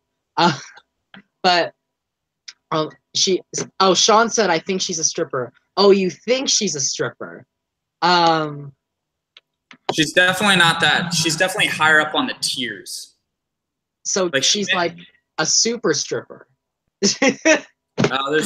There's levels in Vegas, and I know strippers kind of like the minor leagues of what she does. I would think. Fuck. But I mean, I don't know. She's in the major leagues of stripping. I think like she probably is a what's it fucking called? An escort. For VIP, like maybe NBA players, maybe like high rollers. She's like one of the high roller people. She's the one that gets like the $100 tips. Exactly. But I'm just saying, I'm just speculating. She probably isn't, but I don't know. Hun, nobody puts that they're an entertainer. They're a Vegas entertainer. That is true. It is a weird title. Two types of fucking entertaining in Vegas. You're either a fucking magician or you're like a stripper. Like it's one of the two. And I do not think that she is a magician. The only kind of fucking lions that she's taming, the only types of like cats that she's taming is her own. Like she's not a fucking magician. She's a stripper. Like she's Rachel from. Look, she said, what is it? She said that one of her favorite players was Rachel. Oh, she likes Brittany, and one of her her name is Rachel. All of the Rachels are fucking strippers. The last Rachel was a chemist / stripper. Oh, wasn't Jessica an escort? No, she was a VIP cocktail waitress. Which probably, I mean, if they're an escort, they're not gonna fucking say I'm an escort, you know. So she could have been. I think she's an escort. Like, but who's gonna say that? Like, when you're a stripper and you have to put it on like your thing, like you need to put it on a resume. You're not gonna put that you're a stripper. You're not gonna put that you're an escort. You're gonna put you're an entertainer because it can mean anything. It can mean like, oh, you entertain people. You could be like one of those side street singers. You could be like, oh, I was a magician's assistant. Oh, I was in one of the shows. She's putting on a show, but it's a private show. Like. But JC put that he's a professional dancer. Oh, that's right. We have two strippers in the house. We have a midget stripper, and we have a real life stripper, and we have a regular size stripper. All right, I'm done looking for the video. But somebody sent me screenshots of the video. Oh, you were looking for Rachel's video. We would get fucking flagged. It's a mess. Not as I'm giving up. I went on one side I didn't want to. And mess. Okay. I don't want to get viruses on this computer. Oh my god, honestly. But that's all of the contestants. I would do a draft. I have high hopes for Rachel too. But Raven's not here, and we could always do one with Autumn sometime also. Like, we need more people. We could start a group text. Yeah, definitely. And I'll like release it on my Twitter or something. But that's all the contestants. In total, a lot of people are shitting on this season before it has even started. But I'm hopeful that it'll be good. I'm really hopeful, even though everyone's shitting on the house, everyone's shitting on the players, everyone's shitting on this. But looking at the cast, it's a fucking mess. But it's a mess I wanted. Everyone has something, for the most part, everyone has something about them that I'm going to remember. We have Swaggy C, the fucking rapper that named himself Slave. I'm going to remember that. Rachel, who is a Las Vegas entertainer, aka a super stripper. We have Faisal, who has been arrested, and what is it that he said he's the bedwetter until he was 10 years old, and he's a substitute. Got arrested for peeing. What'd you say? And he got arrested for peeing in public, right? I don't think that was actually true. I think he got arrested for something else. Yeah, I guess it might be hard to figure it out. We have Scotty the Virgin, who looks smart but is really dumb. Like, you can't make this shit up. You have Angela the fitness builder. Fitness model, whatever the fuck. She's the least interesting person on that I can think of. We have her. You have Brett. There's nothing really interesting about him either. He's cocky. He's a cybersecurity thing. You have JC, the midget, gay, Trump supporting, stripper, go-go dancing midget. Now, do we know that he actually supports Trump, or is someone he does. Someone that just doesn't like him say that? So Jose, his friend Jose says that even though they argue about politics because he supports Trump. Dude, what's up with people that are friends with former castmates? That's kind of annoying too. There's a lot. We have Angie, rock star Lantry, who believes in crystals and voodoo and sage and wants to put the house out with sage, who went through 3 natural births, and in her interview even said that her last child was a mistake. Hope that child never sees that interview. Who had a unicorn walk her down the aisle. We have Winston, whose high school people posted on his thing that they hope he dies. We have Caitlin, the 24-year-old life coach, who has crystals and sages and is just wow. Bailey, the first Black Miss Missouri winner of the Miss USA pageant. Tyler Crispin, who looks like what was it? Oh my god, why can't I think of his name now? The guy with the curly hair. Tyler?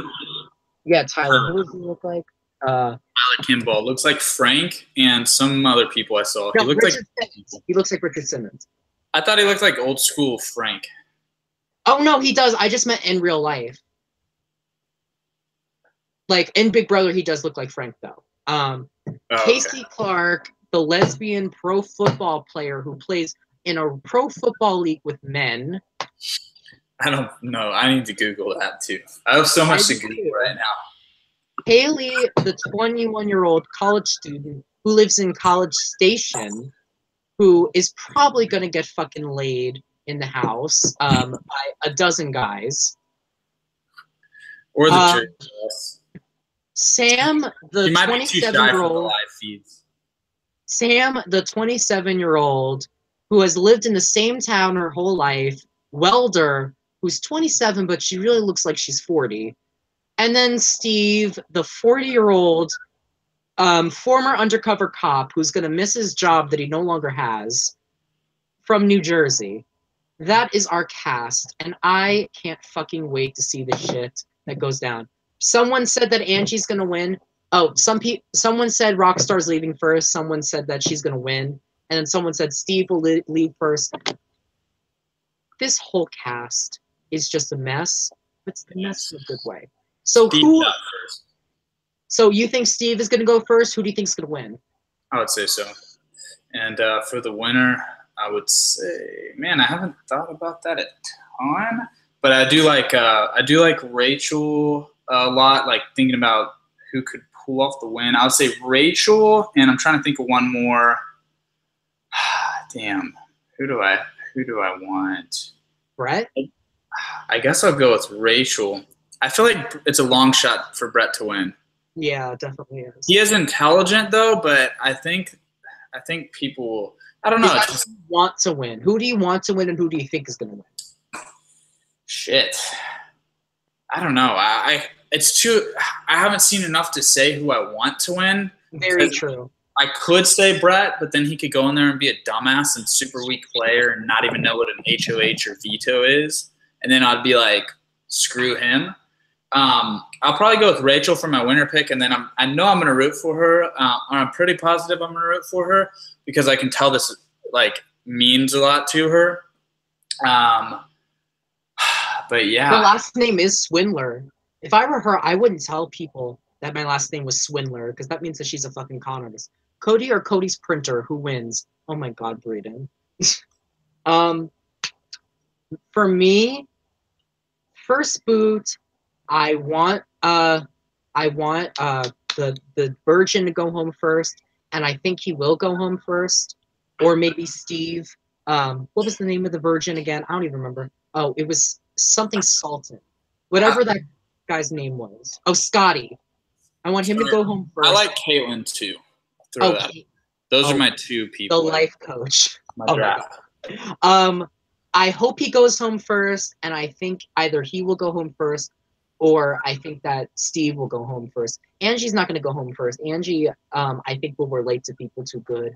Unless, like, the twist that I heard with the hashtags, where the house cast with the least amount of hashtags go home first. If that happens, then maybe her. I would be shocked if anyone else except for Scotty or Steve or maybe even Angela Rockstar go home first. I think everyone else is a lock.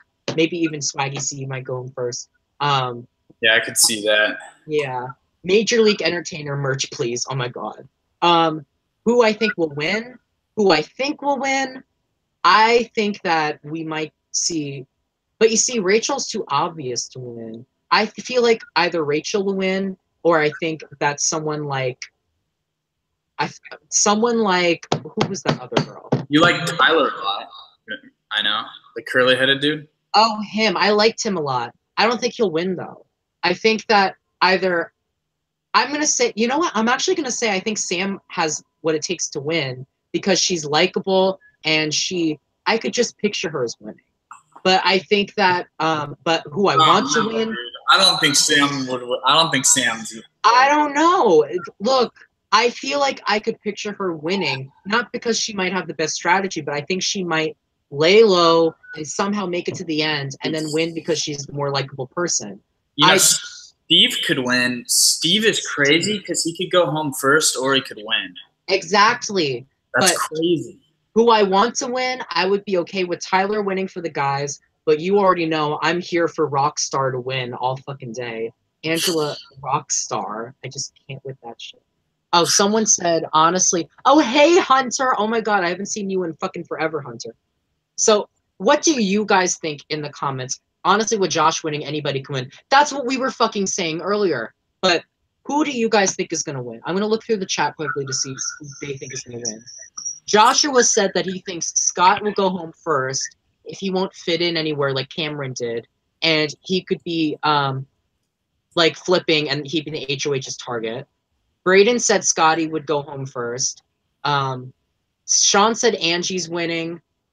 Tati said Bailey would win even though she was the first to enter. Sean said Angie's mind is power. Carlos says Sam might win America's favorite player. Well, with the people that watch, you never know. Oh, Cody says Caitlyn has the strongest mind, in my opinion. Tyler is the only guy I stand, is what Tati said. Carlos says Rachel will win. Swaggy will be the first millionaire in the cast. Oh my god. I think Swaggy needs to go on America's American Idol. He should have auditioned for that show. I feel like Casey could win. Hunter says Casey. After Big Brother. Honestly. But see, this is why I don't think Casey could win. I think Casey reminds me a lot of Alex. Not because Alex, no, not because they're Asian even. It's just, I feel like both of them are going to be really hardcore competitors. And even Casey said herself, she's someone that can't throw a competition. Like Vanessa couldn't throw a competition. And Victor couldn't throw a competition. Like, she's probably not going to be able to throw competitions, and people are probably going to target her. But who knows? Like, literally, every single time a lesbian has gone on the show, they have done amazing. Like for real. Like, Erica did amazing. Vanessa did amazing. Sarah won the whole season in Big Brother Canada. Like, they've recently started casting more lesbians, and they've done amazing on the show. Like, Nicole Miss wasn't, right? I don't know. I'm not going to assume anyone is anything, because that would be wrong. But lesbians do really good on the show. So she might do really good, but I don't know if she would win her way to the end. And Andre says that Dylan Swaggy C has the Dr. Will type of charisma. He's going far. Oh, so he's on Cody's side when it comes to Swaggy C. Ethan says that Swaggy C says I forgot to talk about that. Okay. I guarantee you that he says the N-word in the house. Swaggy C. Which is fine because he is African American, but I guarantee you he calls someone the N-word. Like, I guarantee you. And then I think that he will say the N-word, and then I think someone else might say the N-word because they might feel comfortable saying it around him. Like, you know what I mean? I think that he might call people that, and then I think people might call him that. Dude, I don't think so. No, no. If you watch his Twitter videos, he says the N-word a fucking lot. Like, in his videos. Yeah. I was trying to find the video to show you it, but there's a video of him, like, saying it. He says it, like, a lot of fucking times. Dude, you know, I easily could see this dude being a complete dumbass, and then I'll just fucking eat every word I say. But one day, he's probably going to be like Justin. One day there will be a smart entrepreneur that grabs this following and fucking uses it as a stepping stone and just fucking climbs the ladder and sets himself up. But he might be an idiot if he's... I don't know anyone who uses the N-word. We don't know yet. See, that's also the thing. I don't know anyone who uses the N-word, like, regularly that I've ever came across that is not just an idiot. Here's why I say that. Because I watched Big Brother UK. In season, I think it was 8, there was a little white girl on the show that, and in Big Brother UK, if you see anything offensive, like shit they saw in Big Brother, they would never get away with in the UK. She said the N-word one time because she was around a lot of black people and they were using the word. So she said it too, but she wasn't saying it derogatorily. But she said it because she was in the heat of the conversation. And she ended up saying the N-word. And she got kicked out of the house because she said the N-word. And I really think that if he stays in the house long enough, someone might slip up and say it. Like, I really do, because when you're around people enough, like, and I know this from years, because when I started hanging around my best friend, we started talking like each other. When you hang around people for as long as these house guests do, you'll notice they will start talking like each other.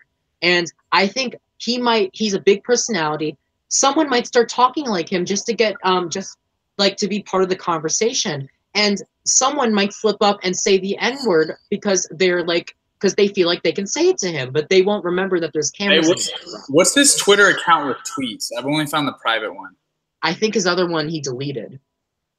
Damn. So what? Like fans that dug it up before he deleted? How do we? Yeah. Or they have it downloaded. I've been trying to find it all this live stream. I'll find it. I saw a top tweet. It said, "Imagine this: Julie Chen saying, Swaggy C, please cast your vote to evict." She would never fucking say that. She'll say Chris cast your vote to evict. I would die. Like, what the hell? Huntopia says that Hunter says that Haley's really boring. Andre says that he saw Swaggy C's interview. Tati says that's just how he talks, and I don't think he's going to be able to turn it off. I don't think so either. See, there's a lot of people that go into the house trying to act a certain way, but what you don't realize is that you can keep up an act only for so long. There's a point where it's not Survivor, where you can change how you talk, like on your camera. Like Raven last year, who tried talking with a fucking country accent so she could sound all cute and stuff. But she, throughout the whole season, we saw her fucking break her accent hundreds of times. You can't keep up an act for 24/7. So even if he wants to change how he sounds, he's not going to be able to hold back his real personality, especially if he lasts 30 so days. Because if he makes jury, he's going to be in the house at least 50 days. So, I really I'm saying it now. There's going to be a house guest besides him that says the N-word because they're around him so much. I guarantee you. So if he says it, is CBS not going to get onto him? No, because he's black. I don't know. Because it's socially acceptable for a black person to say the N-word, but not for him. I wonder how Bailey will do in her game. Her interview with Ika was interesting. That's an understatement. It was kind of awkward between the two of them, Bailey and Ika. Julie is like wine. She gets better with age. That is very true. Haley's boring. Okay. Right. We got to go because I got to go watch the Ika interviews now. Yeah. It was really good talking with you. Raven, girl, I don't know what the fuck happened to you. But rest in peace. It was really fun having you on, Cody. It was really fun having Raven on. To everyone watching, there's 17 of you watching this. Thank you. If you are a new subscriber, hit the subscribe button. And thank you to all the people that stuck with us. How fucking long was this shit? Oh, over 2 hours. Thank you for watching with us for over 2 hours. Get that watch time up. Let's go. Mm-hmm. Oh, big announcement, by the way. Since the RuPaul fucking video, we have officially hit over 4,000 hours of watch time. One of our things is check. So now we are currently at 884 subscribers. If we get 116 more, 116 more is all we need. And I think after the reunion, a lot more people are going to check out the RuPaul video. If we get 116 more subscribers, we're officially going to be YouTube partners again. I'm fucking hyped. And thank you to all the people that are new subscribers here. And I know a lot of you from looking through the chat who found me through my RuPaul video. You guys aren't Big Brother fans. I know that. But thank you for joining us on this journey. And now, 885 now. Woo, woo. Thank you to thank you for subscribing, whoever just did that. But thank you. And I hope that you check. We will be recapping, or at least I will. And I'll be trying to have these guys on as well. I will be recapping Big Brother 20 throughout the summer. So if you want to see me spill all the tea, all the shade, all the pink lemonade on that all season, and have Cody back, and have Raven back, and maybe even have some old bitches on the show, love it. Dylan, are you doing a regular BB show like Evil Dick on his channel? Yes, I am. It's gonna be probably uploaded right after. It's probably gonna be done live where you guys can interact. Anyone know where I can watch all the BB seasons? CBS All Access or BMXTV.com. But anyways, I know you have to go, Cody. Thank you so much for joining me tonight. It was a lot of fun. And to everyone out there, thank you too. Anything else to say? That's it, guys. Follow my fake Instagram account, Rachel. Yeah. Follow his fake Rachel Instagram account. Spread the word that it's the real account too. Anyways, I love y'all. I'll see y'all later. Subscribe, like, all that fucking shit, and stick around for the BB recaps. And deuces. Bye, y'all.